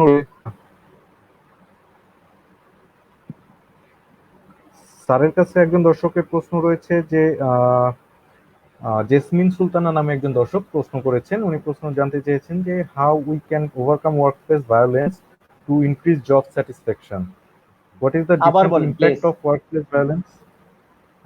How we can overcome workplace violence to increase job satisfaction? And সাথে additional রয়েছে what is the direct impact of workplace violence on job satisfaction? Job স্যাটিসফ্যাকশনের জায়গাটা থেকে আর কি উনি জানতে চেয়েছেন যে ওয়ার্কপ্লেস ভায়োলেন্সের সাথে আমি শেষের প্রশ্নটা দিয়ে উত্তর দেওয়া শুরু করতে চাচ্ছি। আমি শেষের প্রশ্নের উত্তর থেকে শুরু করতে চাচ্ছি। ওয়ার্কপ্লেস ভায়োলেন্স আমাদের জব স্যাটিসফ্যাকশনের উপর বিশদভাবে প্রভাব ফেলে থাকে। স্পেশালি আমি আমাকে দিয়ে উদাহরণ দিচ্ছি। আমি একজন এমপ্লয়ি, আমার উপর ভায়োলেন্স হয়েছে, আমি আঘাতপ্রাপ্ত হয়েছি।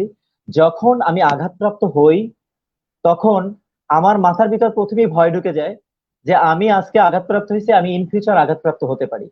কিন্তু তার আগে আরেকটা জিনিস বলে নেওয়া ভালো যে আমাদের প্রতিষ্ঠানগুলা বা আমাদের বাংলাদেশের যে প্রতিষ্ঠানে আমরা চাকরি করে থাকি, সবসময় একটা ছোট ভাষা আছে, পানি সবসময় নিচের দিকে গড়ায়।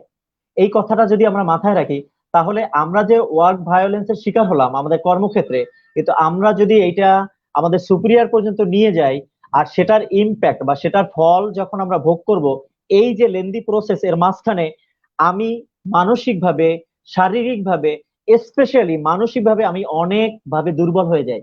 আর যখন আমি মানসিকভাবে দুর্বল হইব, তখন আমি আমার কর্মক্ষেত্রে আমার যে কাজ করার কথা বা আমার উপরে অর্পিত যে দায়িত্ব আছে, সেই দায়িত্ব আমার করতে কখনোই ভালো লাগবে না। যদি আমার অথরিটি আমার ভায়োলেন্স হওয়ার সাথে সাথে এর একটা প্রতিকার করতো, অথবা ওই পার্সনকে আটক করতো, অথবা ওই পার্সনকে একটা পানিশমেন্ট দিত, অথবা আমাকে ডেকে নিয়ে বলতো যে আপনার সাথে আমরা আছি বা থাকবো, আপনি নিশ্চিন্তে থাকেন, এরকমের পরিবেশ আর দ্বিতীয়বার তৈরি হবে না, সাইকোলজিক্যাল সাপোর্ট যেটা দরকার সেটাও যখন দেয় না, তখন এমপ্লয়ি নিজে নিজে ডিপ্রেশনে ভোগে। যখন সে ডিপ্রেশনে ভোগে, তখন তার ব্যক্তিগতভাবে সে যে কাজ করার কথা কর্মক্ষেত্রে গিয়া, সেই কাজে তার আর মন বসে না। যখন তার কাজে আর মন বসবে না, মন বসা না মানি তার কাজটা ঠিক মতো সে করতে না পারা, আর কাজ করতে না পারার মিনিং হলো job dissatisfaction. I think you are understand. আর একটা প্রশ্ন ছিল যে কি করে আমরা ওয়ার্ক ভায়োলেন্স থেকে প্রতিকার পেতে পারি। আসলে এখানে কয়েকটা স্ট্র্যাটেজির কথা আমি জাস্ট বলেছি, আমি জানি না আপনি শুনেছেন কিনা। যদি শুনে থাকেন তাহলে বুঝতে পারবেন যে ওয়ার্ক প্লেস ভায়োলেন্সে আমরা কি কি স্ট্র্যাটেজি গুলো ফলো করতে পারি। আমি অন্যভাবে যদি আরেকবার বলি, সুষ্ঠু কাজের পরিবেশ যদি আমার অথরিটি তৈরি করে দিতে পারে, সেখানে ওয়ার্ক প্লেস ভায়োলেন্স হবে না। আমার যদি সুন্দরভাবে নিরাপত্তা নিশ্চিত করতে পারেন অথরিটি, যেটাকে বলে সিকিউরিটি দিতে পারেন, তাহলে হবে না। সহিংসতার বিরুদ্ধে মোকাবেলা করার জন্য শিক্ষা দিতে হবে, কি করে আমি একটা সহিংস পরিবেশ সৃষ্টি হলে সেখান থেকে ওভারকাম করে চলে আসব, সেই শিক্ষা দিলে আমার সমস্যা হবে না। এমপ্লয়ি সার্ভিস সাপোর্ট সার্ভিস তৈরি করতে হবে। যে এমপ্লয়ি আঘাতপ্রাপ্ত হয়েছেন তাকে যদি সাপোর্ট করার জন্য ওই প্রতিষ্ঠানে কোনো পলিসি থেকে থাকে, সেটা যদি দিয়ে তাকে মানসিকভাবে, শারীরিকভাবে, পারিবারিকভাবে অথবা অর্থনৈতিকভাবে যদি তাকে কোনো রকমের সাহায্য করা যায়, তাহলে অনেকাংশে এটা কমে যাবে। আর্লি ইন্টারভেনশন, তাৎক্ষণিক হস্তক্ষেপ করতে হবে। যখনই ঘটনাটা ঘটেছে তখনই আমি যদি এর প্রতিকারের জন্য ব্যবস্থা গ্রহণ করে থাকি, তাহলে এটা সমাধান হতে পারে। Take appropriate action, notify authorities when needed. কখন কোন পলিসিটা প্রয়োগ করতে হবে ওয়ার্ক প্লেস ভায়োলেন্স মোকাবেলা করার জন্য, সেটা যদি ঠিক টাইমে, যেমন কথা আছে, right person right place and right পজিশনে যদি থাকে, সে তাহলে বুঝবেন ওই ব্যক্তি যে আমার কাজ এবং এই কাজটা ঘটছে, এর প্রতিফলন অথবা এর প্রতিকার করার জন্য আমার এখন ইমিডিয়েট অ্যাকশন নেওয়া দরকার। তাহলে ওয়ার্ক প্লেস ভায়োলেন্স অনেকাংশেই কমে যাবে বলে আমি মনে করি। ধন্যবাদ আপনাকে।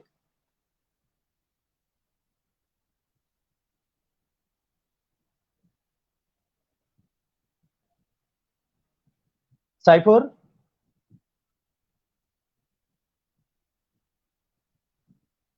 সাইফুর শুনতে পাচ্ছেন? সাইফুর শুনতে পাচ্ছেন?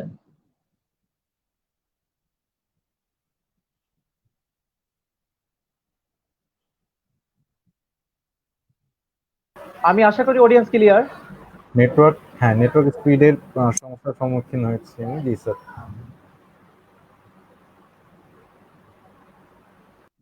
আমার কাছে কি আর কোনো প্রশ্ন আছে?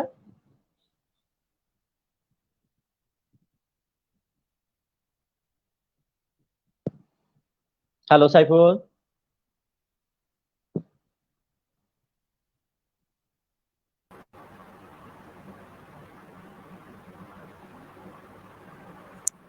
Thank you sir. আমি ধন্যবাদ।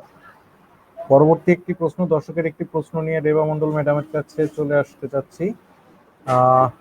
ম্যাডাম, খুব স্পেসিফিক্যালি একজন নার্স জিজ্ঞেস করছে, একটি প্রশ্ন রেখেছিলেন যে কখনো কখনো নার্সদের যে ডিউটি রুম বা যে রেস্ট রুম থাকে, সেটি অন্য কারো দ্বারা দখল হয়ে যাওয়া। তো এই যে এই ধরনের ভায়োলেন্সের শিকার হওয়া বা এই ধরনের প্রবলেমের শিকার হওয়া, এর থেকে আসলে প্রতিকারের কি উপায় রয়েছে? আচ্ছা, থ্যাংক ইউ। অ্যাকচুয়ালি এটা প্রতিকারের অ্যাকচুয়ালি সঠিক কি বলবো উত্তর দিব, একটা সিচুয়েশন। আমার কি রাইট আছে, আমি কি পাবো। একটা অর্গানাইজেশন আমি চাকরি করি, আমার জন্য একটা রুম থাকবে, আমার বসার রুম থাকবে, হাত ধোয়ার রুম থাকে, ড্রেস চেঞ্জ, যেহেতু আমরা ইউনিফর্ম পরি সেইটা রুম অবশ্যই থাকবে, এটা আমাদের রাইট। এই যে প্রফেশনাল রাইট, এরকম যদি ঘটনা হয়ে থাকে তাহলে তো অবশ্যই যারা এমপ্লয়ি ওখানে আছেন বা নার্স আছেন তাদেরকে অপর অথরিটি আছেন, তারা ব্যবস্থা নেবেন।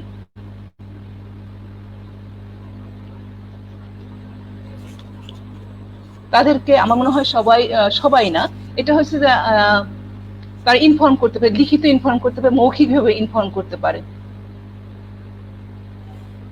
এবং কারা নিচ্ছে, কেন নিচ্ছে, কারণ প্রত্যেকটা অর্গানাইজেশনে কিন্তু অ্যাসাইন থাকে। যখন বিল্ডিং তৈরি হয় তখন কিন্তু ওখানে কার রুম হবে, কত স্কোয়ার ফিট হবে, কিভাবে কি ইউজ হবে, প্রতিটা জিনিস কিন্তু অ্যাসাইন থাকে। এখন আমি জানি না কাদের এরকম হয়েছে, যেটা যদি অন্য আমরা, এটা হতে পারে যে আমি অন্যদের রুম দখল করছি বা অথবা আমার রুম দখল করছে, দুটো জিনিস ক্লিয়ার হচ্ছে। যদি আমার রুম দখল করে থাকে, মানে আমি নার্সদের রুমের কথা বলছি, নার্সদের রুমের যদি ব্যবহার, অবশ্যই অথরিটিকে এটাকে কনসার্ন হতে হবে, ব্যবস্থা নিতে হবে। ধন্যবাদ।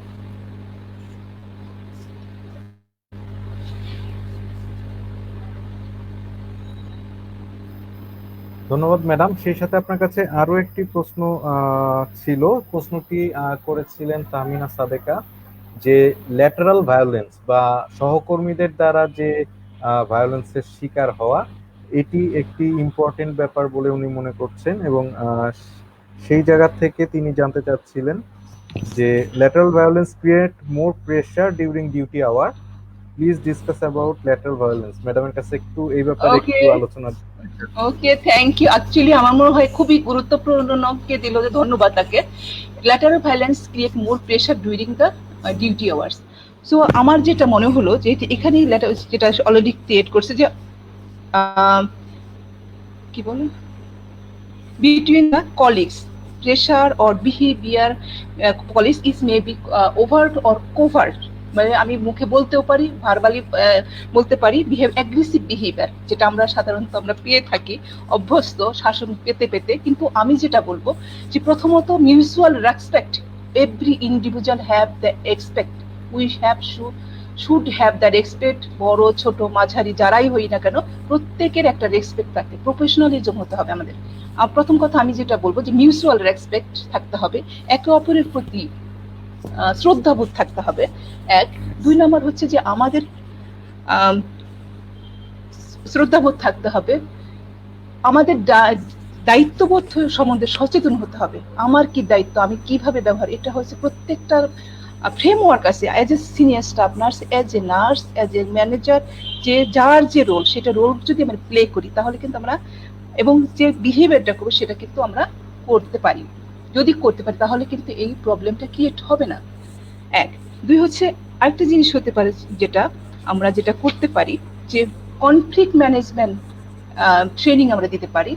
যেটা আমার মনে হয় যে আমাদের মধ্যে যে কনফ্লিক্ট হয়, যেটা আমাদের মনে হয় যেটা হওয়া উচিত নয়, আমরা ওখানে চাকরি করতে যাই, কারো কি বলবো, প্রত্যেকে তার নিজ নিজ দায়িত্ব পালন করতে যায়, প্রকৃত কোনো শিক্ষা প্রতিষ্ঠান আমার উপর চাপিয়ে দেওয়াটা উচিত হবে না। আমি যদি জানি আমার এই রোল আছে, আমি যদি পালন করি, এবং আমার যে উপরের এমপ্লয় অথরিটি আছেন তারা যদি আমাকে দায়িত্ব পালন করে, আমি পালন করি, তার দায়িত্ব হয়েছে আমাকে গাইড দেওয়া, প্রেশার দেওয়া নয়। তো যদি আমরা প্রত্যেক জায়গা থেকে নিজভাবে নিজেদের কন্ট্রোল করি, নিজেদের দায়িত্ব রেসপেক্টফুল হই, নিজেদের দায়িত্ব রেসপেক্টফুল হই এবং অপরের প্রতি রেসপেক্টফুল হই, তাহলে আমার মনে হয় এই প্রবলেমটা সলিউশন হয়ে যায়। সলিউশন আরেকটা উদাহরণ আমি সকালেই দেখলাম প্রধানমন্ত্রী বক্তব্যে উনি একটা কথা বলছিলেন, যেটা হচ্ছে যে শিক্ষা আসে পরিবার থেকে।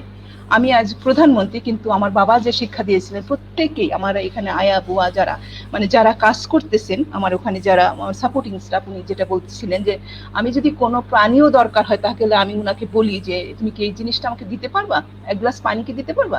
তো অ্যাপ্রোচ, বলার ভঙ্গিটা, আমি অর্ডার করবো না। অ্যাকচুয়ালি আমরা এখানে প্রত্যেকেই যার যার দায়িত্ব পালন করতে যাই হাসপাতালে, তো অর্ডার নয়, I can request or with the respect. So যদি আমরা মনে হয় যে এইটা করতে পারি তাহলে এই প্রবলেমগুলো মনে হয় সলভ হবে, এটাই বলতে চাচ্ছি আমি। Thank you. ধন্যবাদ ম্যাডাম আপনাকে। আমরা অনুষ্ঠানের শেষের পর্যায়ে চলে এসেছি একেবারে।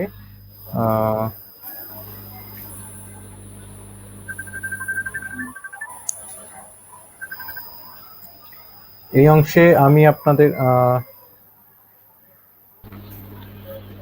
সবাইকে আবারও ধন্যবাদ জানাবো আপনাদের গুরুত্বপূর্ণ সময় থেকে এই সময় আমাদের সাথে এই আলোচনার জন্য দিয়েছেন, সেই জন্য খুবই গুরুত্বপূর্ণ আলোচনা ছিল, যা থেকে আমাদের সকলেরই অনেক কিছু শেখার এবং অনেক কিছু জানার ছিল। ওয়ার্কপ্লেস ভায়োলেন্স আসলেই অত্যন্ত গুরুত্বপূর্ণ একটি ব্যাপার।